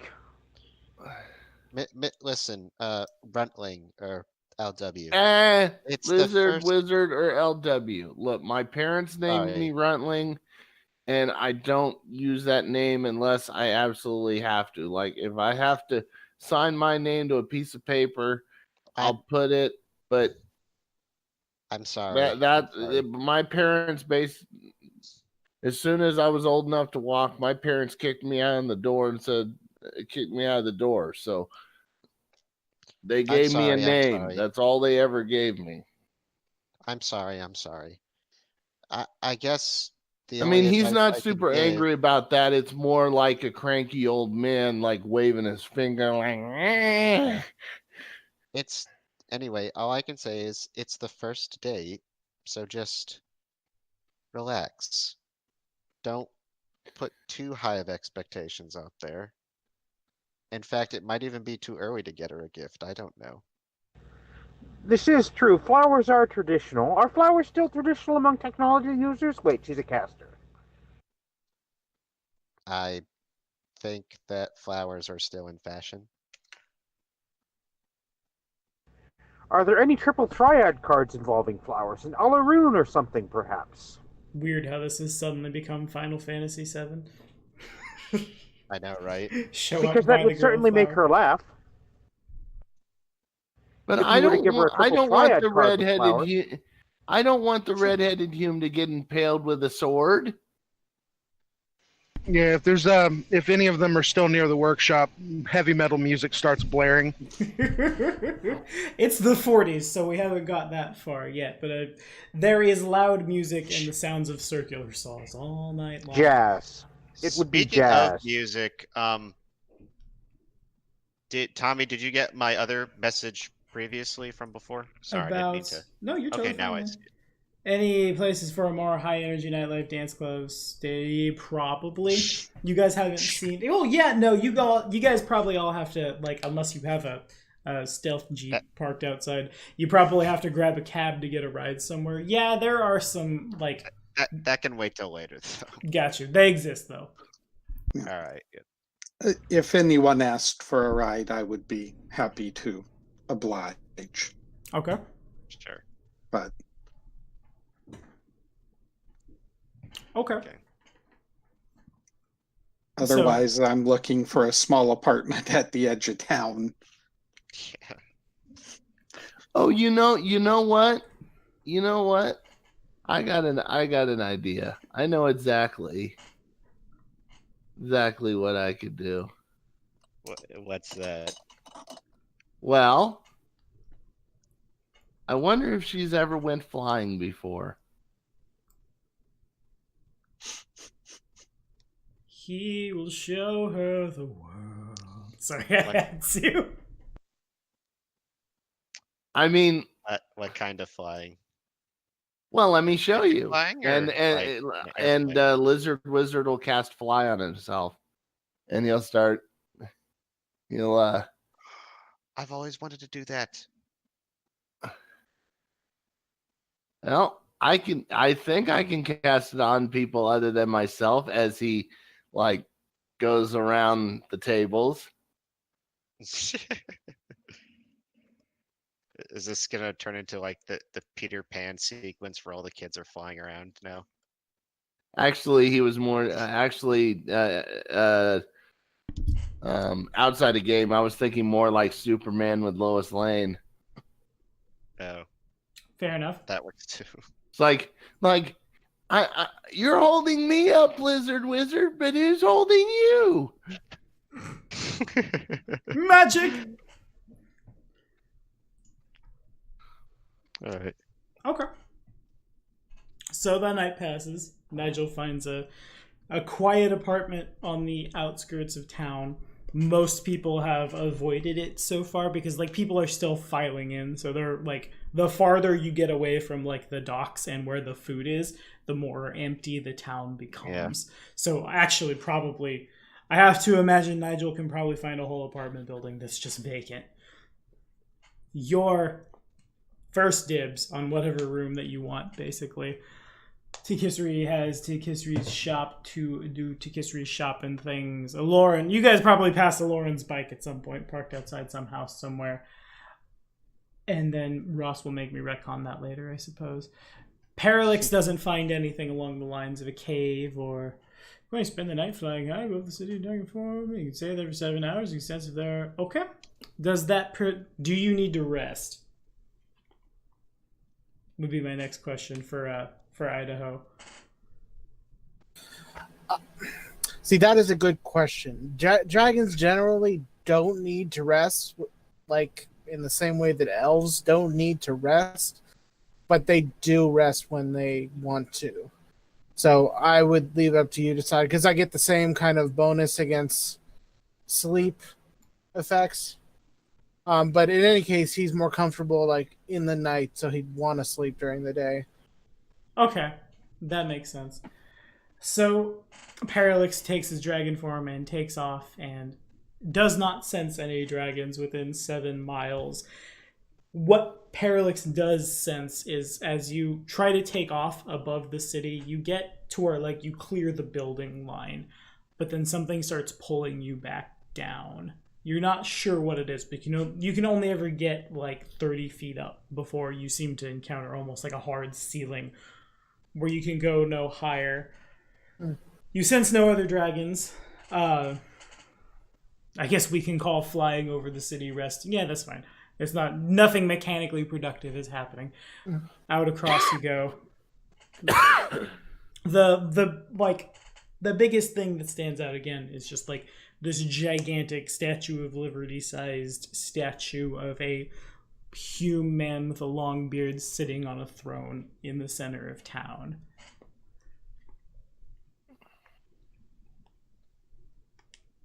Cool. If no one has anything else, the morning comes. There's no real nobody knows really where anybody's living yet. So when you guys wake up, you begin, I guess the most logical place to file back would be probably Tikisri's shop, given that like the sound is still going. Roger shows up, sees her, and eventually like through the telephone game grabs everybody else and you guys meet up there. The mayor is there as well. Lauren pulls up with his bike and kind of sits in the back and says nothing. about the time everyone else is arriving, I'm putting up my sign because, mundane things aside, because it is now a shop. Makes sense. Yeah, something like a sign is something you don't have to worry about, like DCs, craft DCs, and things like that. That's just you can do that. Mm-hmm. Whenever Phantasma and her cat arrive, I'd toss them both a trinket to hang off of whatever clothing they wish that provides endure elements. Okay. Can you make a craft check for the second one? I saw the craft check last time for the first one. It's 43. I can take 10. Okay, I'd like you to roll it, though. Okay, cool. And how much will Brienne owe you for these? Told you it's samples. It takes a little, probably like Nigel shows up last coming from the edge of town. Rogers is waiting for you, sitting basically on like a similar, it's obviously less well put together and magical than the Jeep is, but he has his own, like, I can picture in my head like the World War II commander Jeep kind of thing. Snow is falling on it. It's pretty cold for the reptile also still. The snow kind of just is constantly spitting. It has been all night. There's no real accumulation, but it's there. Well, suppose we ought to get down to business, shouldn't we? I suppose we should. I'm going to level with you all. I have my people. We have our weapons. But again, as I was telling these two here, Nigel to history, we don't have enough people outside the walls. We don't know what's out there. We need people like you to go out, explore, bring back anything you might find, any indigenous people who live on this continent, any lost ships. It's between the storms and the magnetism of the ground here, there have been a lot of ships crash out, and he waves his hand out like in the direction of the forest. I'm sure there's a lot of stuff out there. Anything from a black box of a ship to precious cargo and everything in between. We also want to make sure there aren't monsters or anything like that. And that's what we need you people for. We're happy to pay you. I imagine, from what I've heard from our mayor here, and she's just kind of counting the way too much gil that has been handed out for rent. You guys don't necessarily need the money, but, well, that's how it is here. I'll leave you all to it. If there's anything you need to do in town, you're welcome to do so. Just come find one of us if you find anything worthwhile out there. We'll still be taking the money. Of course. Questions, comments, concerns, anyone? I guess not right now. Tally ho. Salvage. I'm sure there's Does plenty it of it. belong? Would it be considered ours? Would it be considered the city's? What? I suppose that depends on what you find, isn't it? Random scrap metal, I'm sure we don't necessarily need to worry about, though. We're happy to buy it from you. The mayor nods at this. Could I possibly get my payment in triple triad cards? The mayor probably falls out a little laughing at this. Sure, yeah. If you must. Will do. The only salvage I'm really concerned about are scrolls and items of a mystical nature. And they may well be out there. But as far as salvage goes, if it's something that might level the city, we might want to put our hands on it. But if it's scrap metal, you're certainly welcome to it. I think you'll know the difference. Scrap metal tends not to glow under mage sight, yes. Indeed. Well, I got drills to run, and without waiting for much more conversation, Rogers climbs into his Jeep and takes off. The mayor, who seems to have come just kind of as a formality, begins walking in the direction of where y'all hung out last night. Your Honor, is there any specific password to exit and enter the walls? Well, there's a gate. Not particularly. No, you won't need a password. We'll know you on site. Fair enough. Is there a specific place outside the walls that we should be going to check out? Not that we are aware. We don't know what's out there. So you're saying basically it is all unknown territory? She nods. Then I guess it falls to us to map some of it. That would be useful, yes. Does anybody have cartography as a skill? I do a little bit of everything. That works. I'm sure we can manage. The mayor nods. I mean, I have cardology as a skill. Wrong type of carto. Funny. Ba-dum-bum. But you are such a card, so it fits. The mayor smiles at this. Well, I won't keep you any longer. And she turns. Walks away. And unless anybody else has anything they need to do in the town. I do. Okay, sure. I need to find somebody that sells clothes. Like really good looking clothes. Okay. Does that exist yet? It's the 40s. Of course there's a place that has dapper looking wear. You talking? Of course, yeah. I'm just trying to figure out if that exists in this town.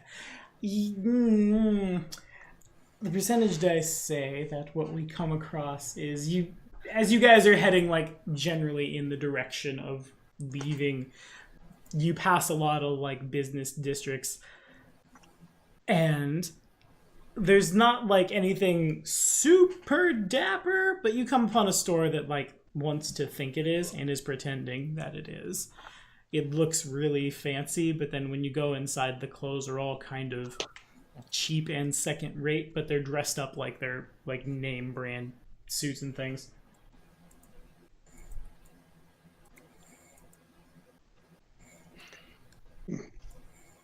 Okay, so I go in Okay. and I look for the proprietor. Okay, The you go in. the haberdasher. The haberdasher. Okay, sure. You go in, and there's a little like bell that the door comes into contact with, and it goes off. And I would like a different race. What race, though? I would like to make that be its own window now, please. Boom. There we go. But are we looking at it on OBS? We are not. Nice, I did it. Okay. So what could be... What haven't I used yet? What are... Yeah, no, I like that one. Sure. You go in, and the first thing you notice is almost all of the clothes are covered in... It kind of looks like Hume hair, kind of looks like cat hair. It's hard to say, but it's there. Perking up from behind the counter, the first thing you see are a couple of ears that begin to twitch.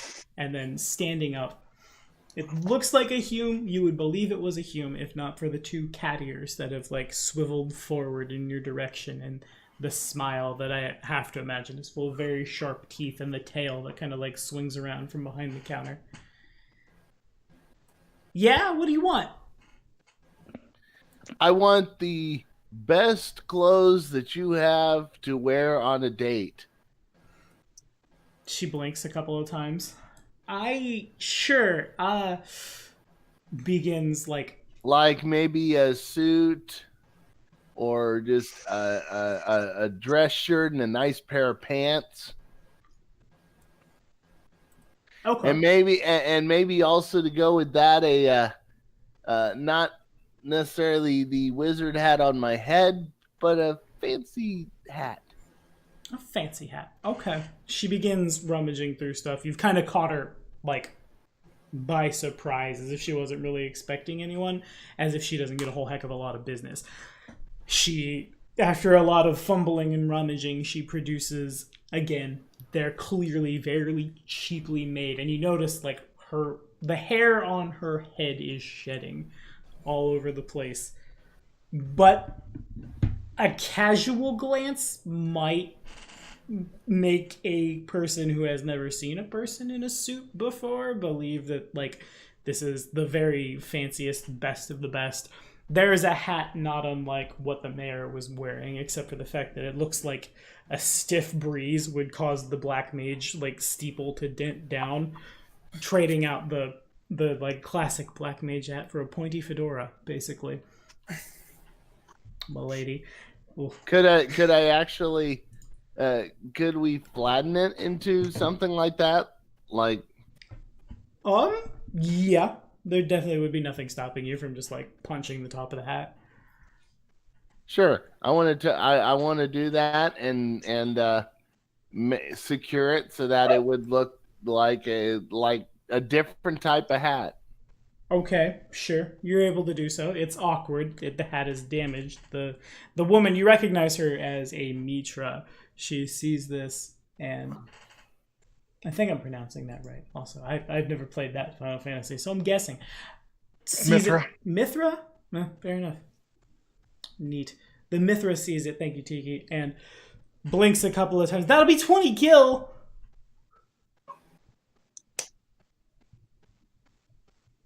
She holds out her hand. I give her 250, and I say, "You got something even better?" She takes the money before you are able to react. Like, this comes out and she just kind of swipes it out of your hand. And she starts throwing a bunch of, like, clothes around at random, trying to find something that's worth 250 gil to justify the fact that she's taking this money from you. Nothing is readily apparent. There are several hats of all, like, shapes and sizes. There's a couple of, like, cheap knockoff, like, it wouldn't protect your head from much, but like a fighter pilot's like the hat with the goggles goes flying. A really crappy football helmet. Actually, you know what? Yeah, I want the fighter pilot goggle hat. Okay. Basically, I tell her, look, I'm taking someone really important out of a date, and I can fly. I can cast a spell to make myself fly. Great. Dress me up as a superhero because every city needs a superhero. I am the Lizard Wizard. Okay. And if you do this super well, shopkeeper, I've got another 250 gil for you. She's pretty taken aback at this. There's clearly been a crazy person coming to her shop. But she nods and quickly produces... Oh my god, I don't even know. Sorry about that. My phone dropped while I was laughing, and I did not mean to hit the button. Did you break it? You're totally fine. Mic discipline is one thing. Laughing when things are funny is another thing. So the setup... Oh my god. Would you say that the Lizard Wizard is particularly in shape, Josh? I mean, he does smoke. I mean more in terms of, like, his body. Is he in shape? Is he overweight? Is he... He doesn't have an 8-pack, but at the same time, he doesn't have a beer gut either. Okay, fair enough. So when she produces the spandex bodysuit with the underwear on the outside, it's not the most terrifying proposition probably that you've ever seen. It's not really a cape so much as it's because, like, there's not a lot of people who wear capes out here, so much as it's just kind of a bolt of cloth that is quickly oped into becoming a cape.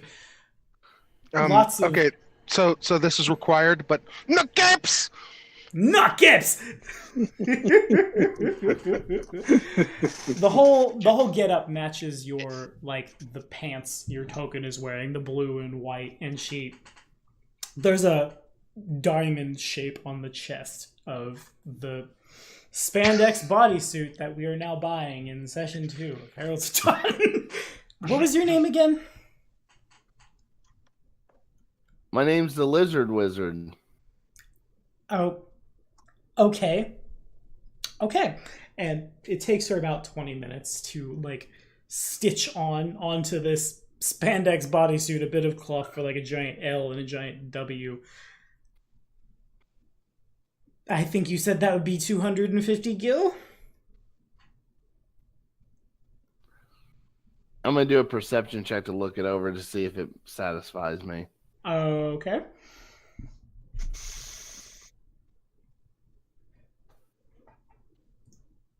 $26? Yeah, it is exactly what you asked for.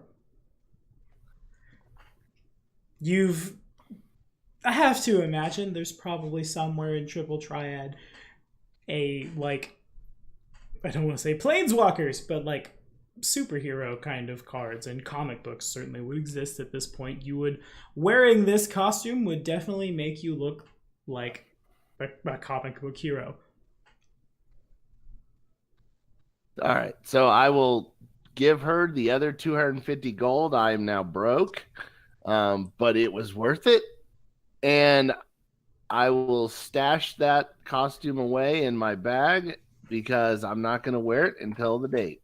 Okay, fair enough. No one in the party's going to give you funny looks. Yeah, the party no doesn't know. one They're at not all. Are they in the shop with me? Certainly not Brienne or the cat. Yeah, Sure. now there are two Sure, superheroes so I'm in the stashing that in my bag so they don't see it. No, because the level of digitation that would happen during my laughter would probably deafen you. party. You know what? Yeah, on that note, also the outfit comes with no, it doesn't. You have yeah, it does. The woman has removed the goggles from the flight helm, and she's created a mask that literally just covers your eyes for some reason, but it's made to look like the goggles on a flight helmet. That's perfect because Benga don't like to reveal their eyes, but so that works perfectly. Okay, fair enough. Would anyone else like to buy strange costumes before we go to the world map? I've got my own stowed away somewhere. That's so fair. I'm good. No, but I'll pick up some rations, water purifier, just some basic camping stuff, because I figured that the rest of them are, well, they don't look like they're really equipped for the wilderness, with few exceptions. The dragons seem to be able to deal for themselves, but the cat definitely will not be okay in a pink and aqua and lime green sweater. That's No longer fair, needs the sweater. because has Endure Elements token. Also, Josh, it costs you a spell slot or a fort save. A spell slot or a fort save for what? Because it is cold and you are a reptile.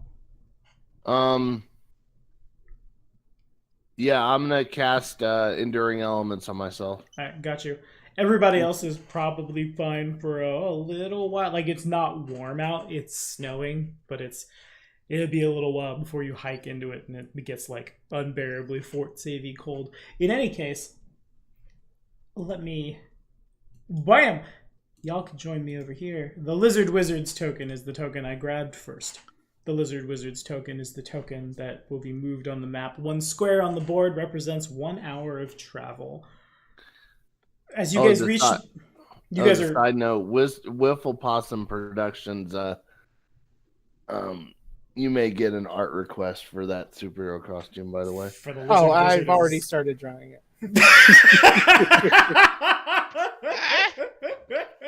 Beautiful. I did get my PayPal fixed, so I'll be able to pay for that myself. Nice. The lizard wizard date night form. Phantasma will Just have give to me a- show you how it's really done. Yeah, just give me a transcript of that so I can get the details right. All right, fair Oh my enough. God, He is Superman with a flight helmet, the same color as his pants is the suit, basically. Oh my gosh. Actually, if it's actually being drawn, it better come out now. Hang on. Do. Got to do a thing. Got to grab a dice. Josh, high or low? Well, I'll just roll it here. High or low, Josh? Hi. Okay. Somehow it's real awkward to squeeze yourself into this thing with a tail, but there is a hole in the back for your tail. Actually, no, there isn't. There's just a third leg in the spandex suit for which your tail can slide into. And that's a thing.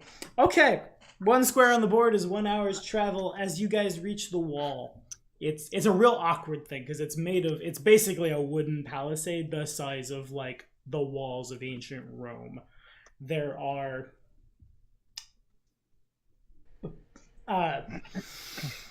sorry, I looked at chat and it was funny. I lost my train of thought. On the wall, there are several individuals with rifles. Occasionally, you pass by, like, it's hard to say what they are from down here, but it looks like some kind of big gun that is pointed at a 45-degree angle up into the sky. Sometimes they're a little longer and they're pointed straight out. There is one gate that opens like basically like the gates of an ancient city. There's the portcullis and the wooden bit that goes down. When you guys leave the city, it is wall to wall to wall, just pine trees as far as the eye can see. They form a perfect line. Okay. As soon as we step outside, a shimmering field appears around me. The sound of active camouflage powering up doesn't do it right away, and then a spot on my shoulder opens up, and a shoulder-mounted rocket comes out, and she disappears from sight from anybody that is more than 5 feet away from me. Got you. Okay. That was interesting. Does anyone else have practice or experience leading an expedition? None to speak of. Yeah, I don't have any either. I just tend to wander, but I can hold my own in the wilderness. Telepathically to the party, because I actually have that natively. No leadership. I just tend to survive. Tiki, does see invisibility get past what you've done? Asks Spellcraft. No. I am not invisible. I am shadow blended. The only thing that gets past it is tremor sense, blind sight, and Like true seeing? no, true seeing doesn't even see past it. I have total concealment. So you're shadow dancing is what you're doing. Yes, basically. I am shadow dancing. Okay, got you. That makes sense. So see invisibility doesn't get it, but like things that like blind sense, blind sight, scent, tremor sense, like that would get the square at least. Makes sense. Well, And even dark vision doesn't see it, and see in darkness doesn't see it. You literally have to have the tremor sense or blind sight or whatever. Something to pick up without eyes. Yes. well, if nobody else is going to take the lead, Terralix struts forward, following me, meatbags. Sniffs the air. Yes, I can see you there. Limitations for the DM. If they are within 5 feet of me, I do not have total cover. So if they get within 5 feet of me, they may be able to see me with regular. Okay, makes sense. Terralix has Yeah. cute blind sense. When there's a dragon in the party. Fair enough. Okay. Yeah. And you can also see 4 times as far as Humes. Feels good. See in darkness. Yeah. No darkness beyond my sight. So Yeah, that's good too. I'm working on that. I can do that when I find a monster that can do that. Wait, are you a monster? Yes, I am a monster. Oh, yes, but you are technology, which I have no ranks in. But- If you were anything else, I could learn spells from you. Well, actually, I got the Sea and Darkness. I got Yeah. from a Shadow Elemental. Mhm. So whatever DM says that the Shadow Elemental is, Yeah, it's whatever just, knowledge check that is. it's what I have to identify, which I deliberately made him non-technological. So it's something that's difficult. for me to do. Would you call that the planes? Probably. There's probably like a higher DC because he's getting it from technology, but like there are similarities there. Yeah, that's what I'm saying. With the blue mage, I have to like identify the creature that I'm learning it from. So he would have to grab it from identifying not the shadow elemental, but by identifying a monsterkin, which is done constructy stuff. Okay. That makes sense. Okay. Or by getting paid in triple triad cards, which is not the worst way to do it. That's basically a scroll. Sure, yeah, I'm here for it. Alrighty, so don't everyone be horrible at once. I'm going to... Everybody can control the lizard wizard. Everyone should have sight to the lizard wizard. Now. Okay. So again, one square on the board represents an hour's travel. Josh has a date tonight, so don't keep him out too late. Quick question. Uh-huh. I have my Jeep. Lauren has a motorcycle. Anybody else have? walking? Anyone else have a faster means of travel? I don't know. I actually have to build mine. I should be able to fit 4 additional people. Mm-hmm. Makes sense. So Then a Lauren makes... So basically we have one person who's walking, or one person who can ride behind the Lauren. The bike is, doesn't have like a sidecar, but it wouldn't be hard for like Brienne or Sol or somebody to like get behind, somebody smaller. Okay, that makes sense. You guys should be able to all fit on a vehicle as you travel. Yeah. Right, I was gonna say my fly speed isn't any quicker than my regular speed, It is not. unless I'm descending. And it only lasts for a little while too. Yeah, it's not as fast as... I'm not going to be able to fly as fast as everybody is on vehicles. I'm still a little iffy about these contraptions. Mm-hmm. yes.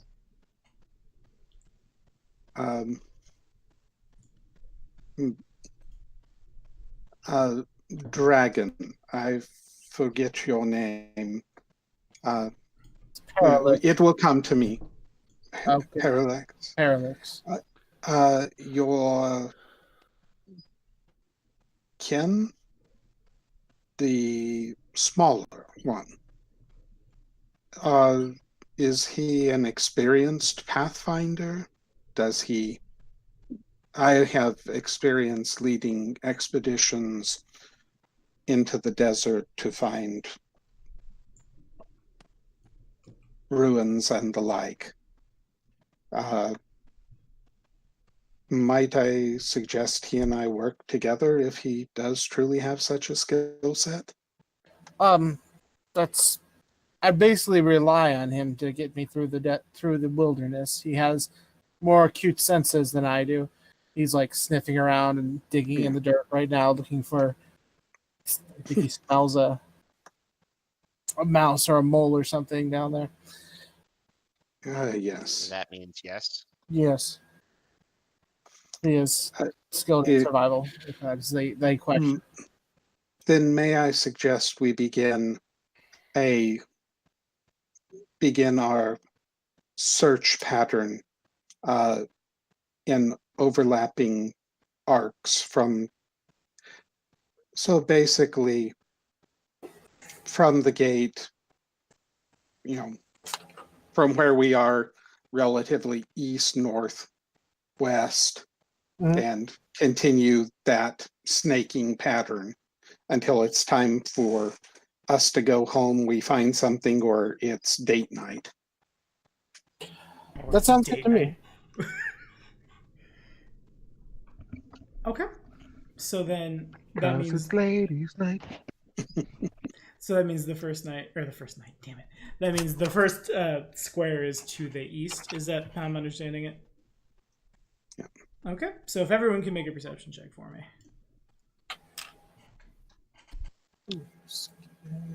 I will do that.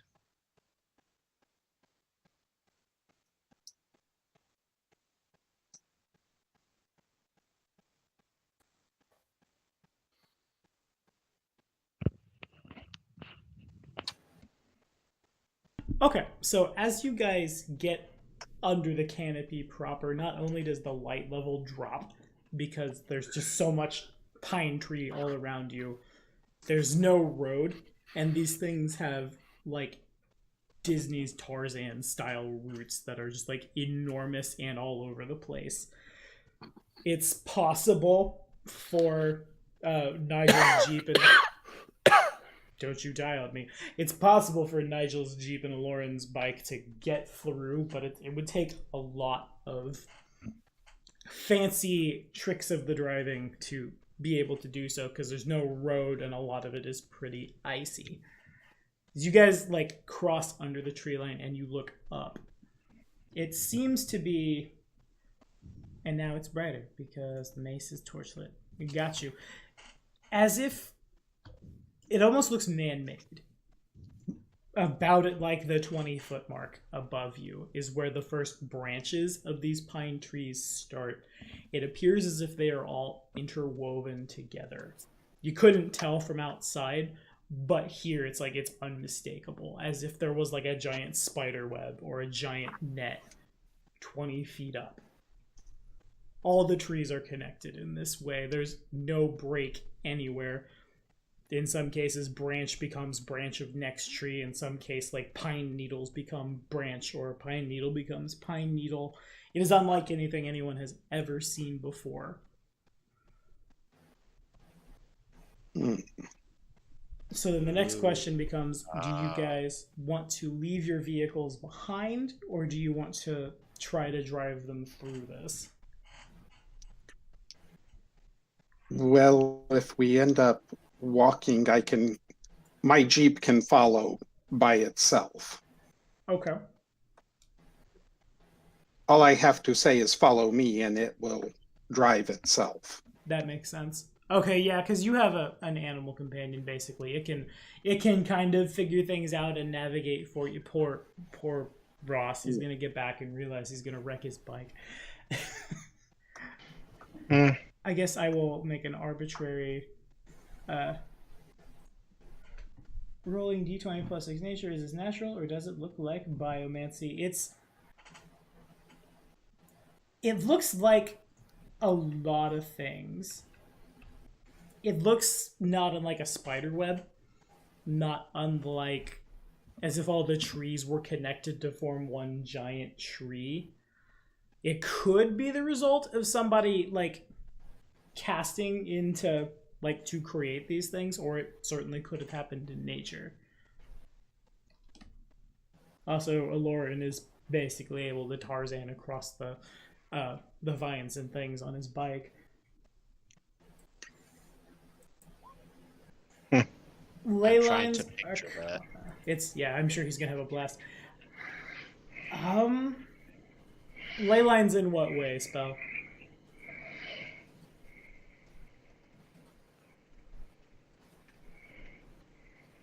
Also, I'm not sure if Spell's You're muted.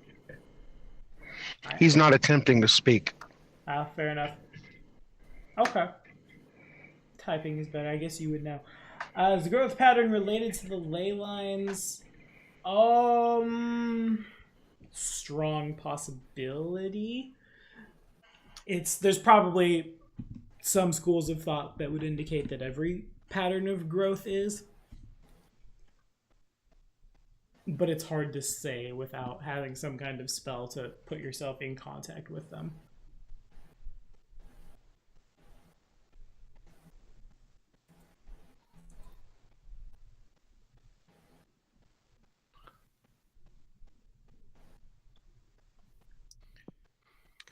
as we wait for the typing, so was it then you wanted to go north, then you wanted to go west, right? And just kind of like fan out? Yes. Okay. And I do realize this is going to take a little more time because what do you need from us to do mapping? Are we just basically doing dead reckoning with a compass? Yeah, that's probably fine. Okay. What would you like to call it? For a roll or just we're good? A 10 on a survival check is more than enough. You can, as you see the things, you guys can, like, combination of jot them down on a piece of paper, note things that you see that are of note, that kind of thing. Yes. For knowledge purposes, the reason Spell's not speaking is his mic is no longer working. Ah, boo. All right, fair enough. Soul already said he. Yeah, Soul's got map dibs. Come on, guys. Okay. Oh. So then you guys wanted to go north Gotcha. after that? Yes, please. Alrighty. As you do so, as you track further another hour's worth of travel. I'm sorry, Ross. We will resolve that one at some point when he gets back. But no, it's a skill check. I don't know if he can fail or not. It's difficult for Aloran to keep up on the bike because there's a lot of ice on the ground, and at some points the roots of the trees get so tangled and twisted up together that it's almost impassable for him, and he has to stop, and whoever's riding with him has to dismount, and you have to grab the bike and carry it. But you guys all do see I'll just let him put it in storage if needed. Fair enough. Quick, jam it in my abdomen. Well, I don't know that we're going to be able to be riding as much as walking. Yeah. At this point. Yeah, if we are not able to ride, then just for storage purposes, I'll let him put it into my hidden cache. I actually don't have very much in there. That makes sense. And it's 7 cubic feet, so it should be plenty enough room. Yeah, that should be able to fit a bike. Either that or we'll strap it on the Jeep. Both seem to fit, yeah. Okay, for sure. So that happens. Once we get off, y'all see me rummage under the seat. I pull out a scoped rifle.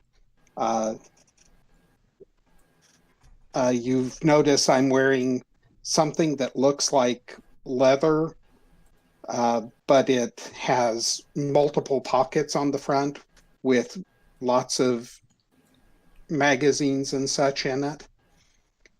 And I suddenly blink out of sight as I engage my active camouflage.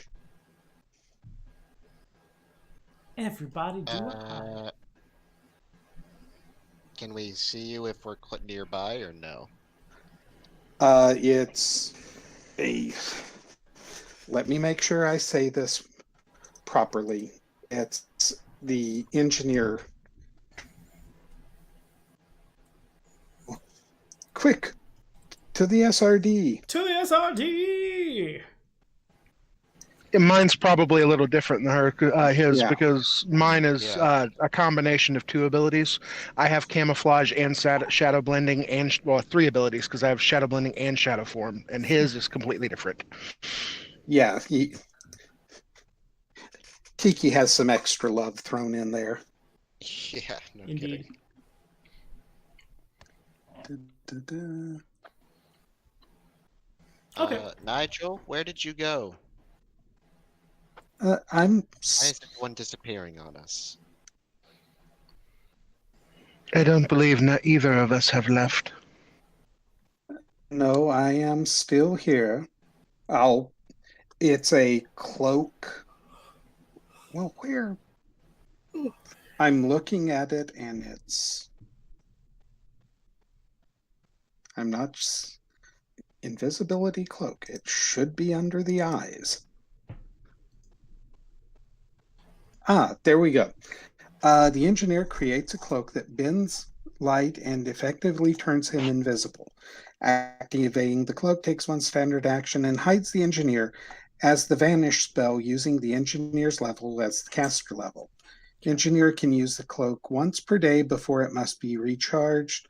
Cloak can be recharged by exposing to sunlight for 8 hours. Takes up the shoulder slot. Okay. Makes sense. And let me make sure Vanish works the way I think it does. It probably doesn't. No, it looks like that's just flat invisibility. I heard that. I'm like, okay, you have it for 7 rounds. Neato. In any case, you have it for 7 minutes. That's how long you can be vanished. So it's invisible. Oh man. Okay. Okay. So as you guys are Bummer, disappearing, but yeah.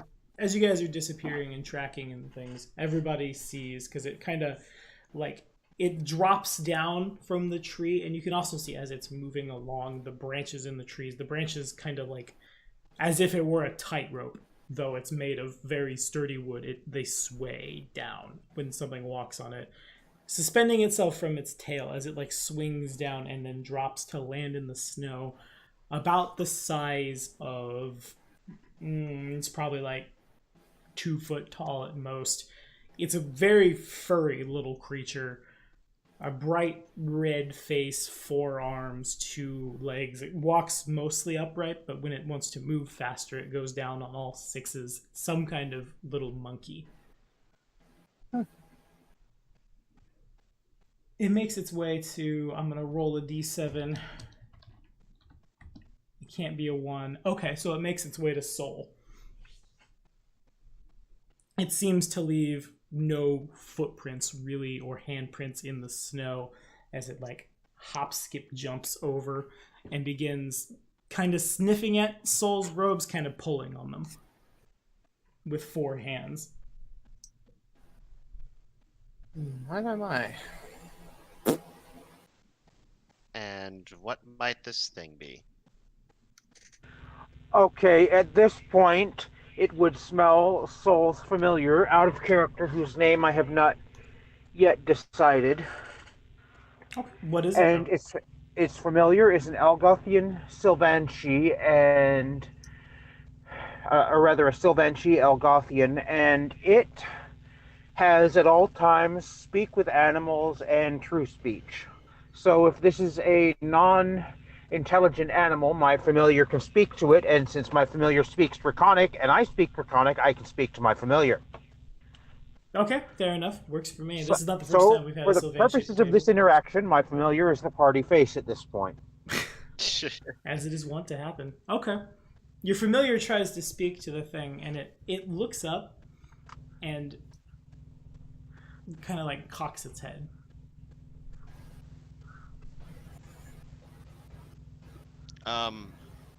For the knowledge rolls, what is this creature? Knowledge rolls are, I don't necessarily want to say you make them blind, but you are the one who chooses what the roll is. There will be checks, obviously, that give you more information, but like every knowledge check probably gives you something, unless you try to throw some like technology something at the monkey. Well, that'll give you something. You'll know it's not a technology. Oh. I was trying to do a knowledge nature on it. Yeah, that's totally fine. As had Oh, I. that's what that natural 20 is. I see. Okay, fair This enough. is Jareth making the roll, since his archetype is He's a sage. he's like the librarian familiar. Yeah. Fair enough. Okay, so it's clearly you're not sure what it is. You've never seen it before. It's some kind of monkey. Half-assed Google Voice. I scan it. Okay. Which The knowledge cre- is it? Yeah. For you, it's a little more mechanical nature. Right, sure.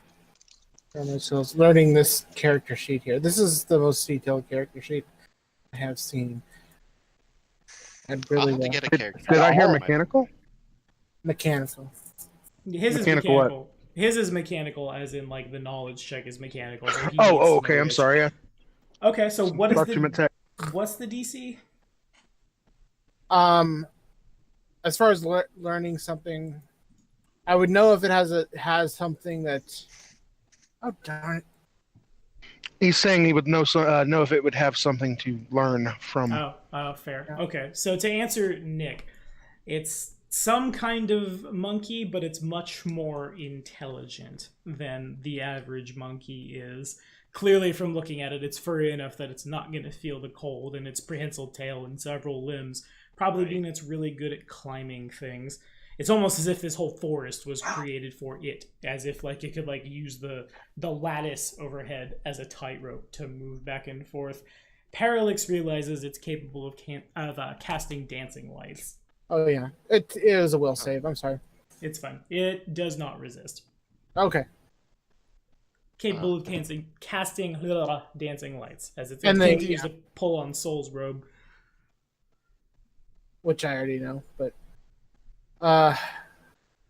it's basically that would have been my check to identify the creature, the 18. That makes sense. You don't know what it is. It's clearly some kind of monkey that's made to live in the cold, and it's a little smarter than the average animal.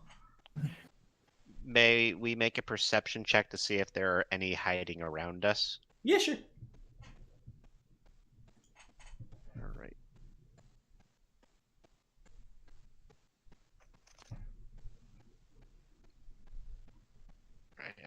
Of course. I'm having trouble navigating my... Here we go. Okay, so Parallax doesn't see anything. Parallax probably hears Terralix talking about trying to eat this little thing. Brienne doesn't. Brienne But the engineers. a whole lot of much, but Nigel's kind of like built to see out past things. I have to imagine, much like every of Jason's characters that I've seen, Nigel's eyes are constantly on, like his head's on a swivel at all times, and there's probably about a dozen of them. Most of them are still up in the trees. There are a couple of them that are just kind of laying like flat face down, like a snow angel, but with your face in the snow instead of your back. And Does this seem like an ambush? it does not. But it does seem like when they lay down like that, their fur is exactly the same color as the snow. It doesn't necessarily, not ambush in the sense of like, you're in danger, but ambush in the sense of like, yeah, sure. A couple of them are trying to sneak up on you guys, and Nigel sees them. I had a 33 as well. So would I see them as well? Oh, yes, you did. You both natural 20. Fair enough. I'm sorry, I didn't see that. And Also, I net Tikis 20 a knowledge history. Oh my god, yeah, you did. I am so sorry I didn't see that. I was looking at a different place. Okay, so the perception checks, you all see the engineers see that there is a troop of monkeys sneaking up on you. For the history check, the guy from the desert hasn't really heard a lot about the snow monkeys. But, like, that has to give you something. It's... So I'm going to look at them, and I'm going to look at what they said and basically be like, there's monkeys that live in snow? When I actually notice that there's some sneaking up on us, I would actually, from a point in space, I would see a blast of what looks to be black web, and I'm using one of my 8 times per day webbing, and making an area of the web spell over the things that are sneaking towards us.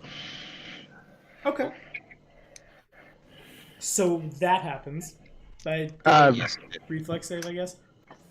Give me 1 sec. I was bringing up the spell. But yeah, the webbing itself is actually black, not white, because I have it themed as carbon nanofiber. Okay, so that happens. I'll roll the saves if there are saves in a minute. It's reflex. It says reflex to negate. Okay, got you. So I'll say there's 3 of them that are coming up behind you. And what's my DC? I believe it to be 17, but I can't remember how things are done. Okay, so we'll operate on the fact that it's 17. 2 of them are able to get out of the way, but 1 of them gets caught, and all of them take off when this happens. Whoa. Sorry, some of them appeared to be sneaking up on us. I apologize. Huh. Well, did they look like they were like going to ambush us? Because this I one don't just seemed like know. he was curious. It was sneaking up on me. It's lucky I didn't shoot it. All right. Yes. All right. So I guess we can go and inspect this one that we captured. Yeah, you certainly Yes, it can. is grappled. It's not going anywhere. The- I would actually go in and first, so that y'all don't actually get stuck in the area, as in I can move through it, and tie the thing up with more webbing. Okay. Does anyone have a problem with that? No. Maybe, but I'm not gonna say anything about it. Okay. In that case, forward you move and you're able to tie the thing up. It thrashes and struggles, but they're not very big and they're not very strong either, and it's not hard to hog tie the thing.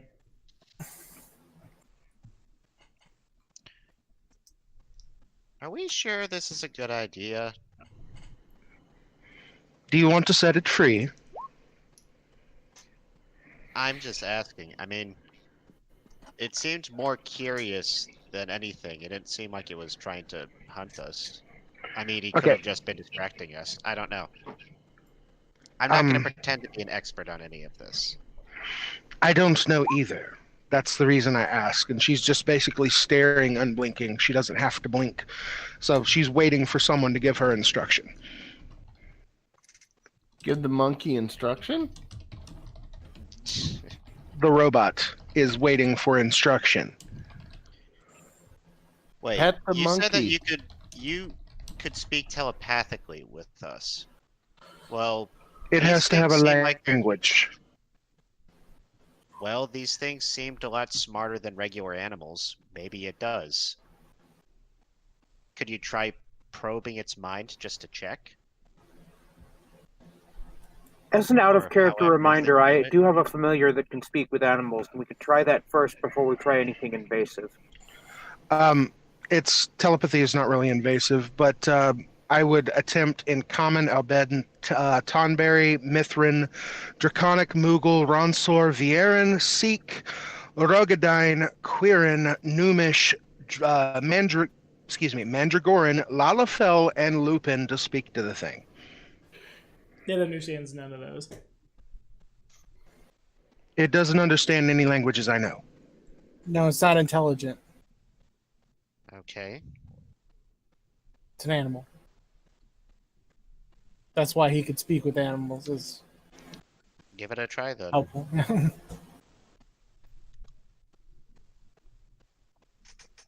Okay. So then the familiar moves forward, is what I'm hearing. Yes, the familiar has true speech, so this is not a problem. Okay. The creature is obviously not mindless. They displayed some semblance of tactics. Right. So go for it. The familiar will start off by apologizing for those clumsy two legs. And yet again, it's the Sylvantia who's what's the word I want to say? The cat god, we'll say. Okay, so it looks up. It's terrified. It's been to have tied it up. It's basically like hog tied. We didn't mean to hurt you, but we were worried that you would attack us. We were quite surprised, and some of our friends can be a little junky. You have my word of honor that you will be freed and allowed to get out safely as soon as we are done with this conversation. It fearfully shakes its head and tries to break its bonds. So you weren't trying to hurt us? Shakes its head no.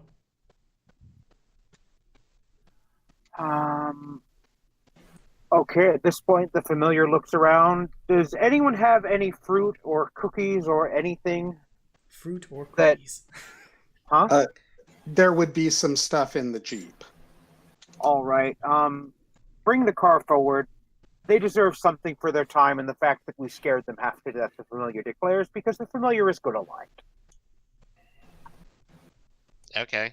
Brienne will go to the Jeep and pull out something from our own rations. Maybe some like trail mix or something. All right.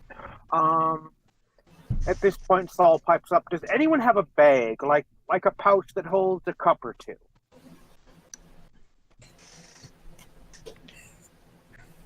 I mean, I can hold things in my bag. Wouldn't find it comfortable in my bag. No. Get on with questioning the beast before I kill it and eat it myself. I'm not sure how much this You thing don't can have help to us. eat. It doesn't mean I don't enjoy it. Okay. Yeah, have Some none of the trail have mix- none you watched a certain show that I've watched where just because you don't have to eat doesn't mean you don't enjoy it? As long as you don't spend a week as a toilet, we don't care. How about if you spend a week sitting on a toilet because you're sad that your best friend went and ran off and sat on the moon? I feel Then like you this can is get getting treats off like topic. a good Dorito, but that isn't this sort of conversation. Did not understand it. I love it when I know he knows what I'm talking about. Just based on Dorito. I am very confused. I am as We can well. discuss meat morps after the game. Yes, much ado about meat morps. Now, to continue with this questioning and to make sure that it is gentle, and as a show of good faith, Saul takes some of the trail mix and offers it to the creature. Okay. And the familiar explains, we were simply worried that you would attack us. We are new to this area, and some of us are more worried about attacks than others. Here, you can have this, and we'll give you some to bring back to your friends after we're done with this. Just let everyone know that if they see us, just stay out of the way so nobody will end up getting hurt when they don't need to. Everyone else, aside from me and possibly my human here, and the familiar gestures to Saul, is very, very nervous. You'll spread the word to everyone, yes? It sniffs in the direction of the trail mix and nods as you're talking, but it's still trying to break free. Okay.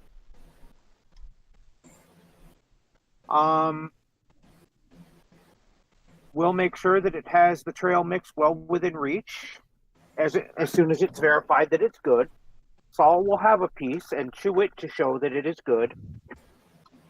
And really, we've traumatized the poor thing enough. It's best to just set it free and give it the trail mix and call it good.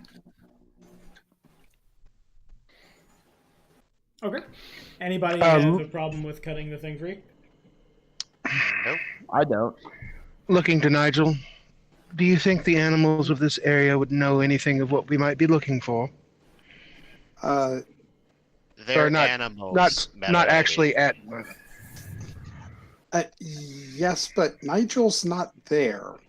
Yeah, well, I didn't actually mean looking at him, but No, yes. I'm not in the area. Yeah, he's gone. And I guess to bring it to a quick wrap, I imagine Soul cuts the creature free. It takes the food and scoops it up and eats it. And you see, like, as it does so, it gets hands full of snow in addition, and it has no problem eating the snow and finishes the snow as well before, like, quick glare at the person who netted it and then off into the trees. Nigel's capable of tracking them. They're pretty fast. As, like, in a mechanical sense, this is difficult terrain for everybody but them. Now to clarify, we did make sure it had enough to bring back to its group as a show of good faith. Out of character, Soul and the Familiar are trying to build a more long-term level of trust with these creatures, and anyone who's read any heroic fantasy or swords and sorcery literature knows that small, nimble creatures are good to befriend. That's fair. Nigel is able to track them. They're, in general, moving to the northeast. You lose track of them pretty quick, though. Some of them just kind of go... You see a couple of them go, like, hand over hand over hand over hand, because there's four, across the lattice of tree branch rope things. Some of them just scurry along the ground. I should have just used a rocket.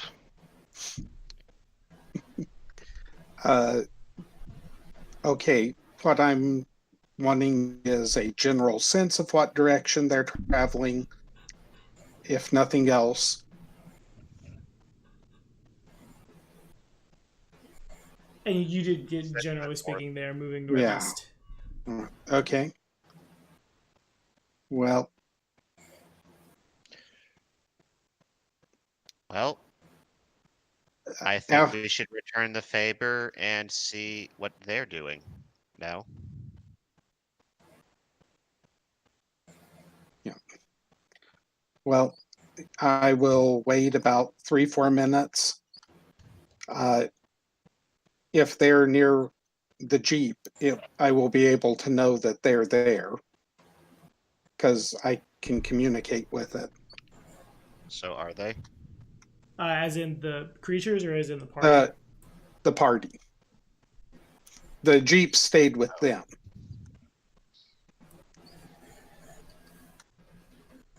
Well, yeah, we're near the Jeep. Yeah. Okay. I'll wait about 3-4 minutes and then come back. Okay. And also about that point, my cloak will have discharged. Okay. So I'll be only my normal sneaky self.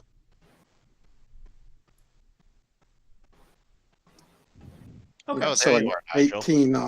18 on the way back in.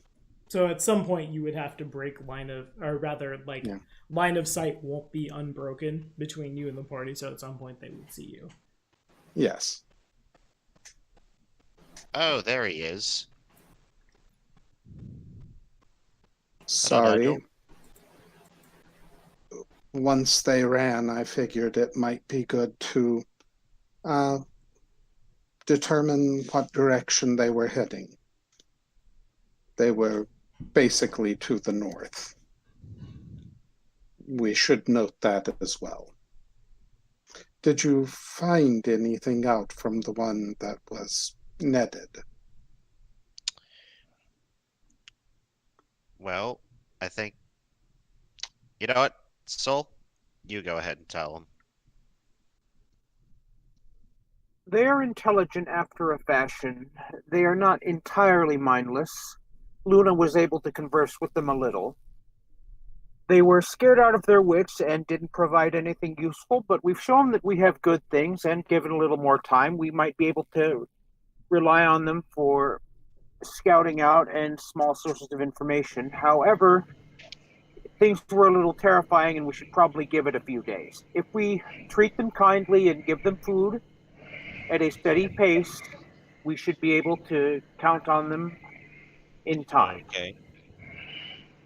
But no, That's more the time and immediate- resources than I care to alleviate.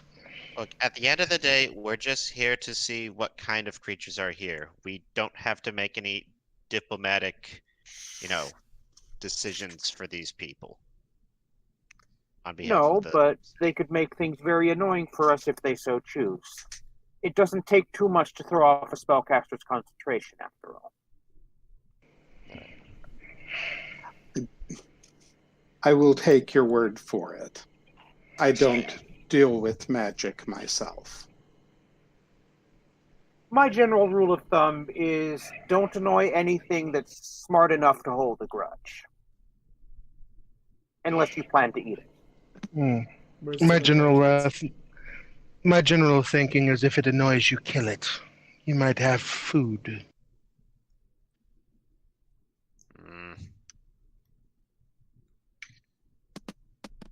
Well, now we know there's at least one type of animal in this area. May I suggest we continue our search pattern to the west? Sure. Makes sense to me. Okay. And that is where we're going to call it for tonight before more innocent monkeys are netted by shoot first, ask questions never. Though in Tiki's defense, I had done something similar. Ambush, yeah, they're kind of. Yeah, no, I don't blame anybody. Yeah. After the backstories that we've had, Anyway, thank you guys as always so much for watching. I hope Ross misses this episode because Ross will lose his mind at the notion of a poor monkey getting netted. Be sure to like and subscribe for more sweet content. Hopefully we have the whole team back next time. But for now, we're out of here. Say bye, guys. Goodbye. That's the voice of a monkey killer.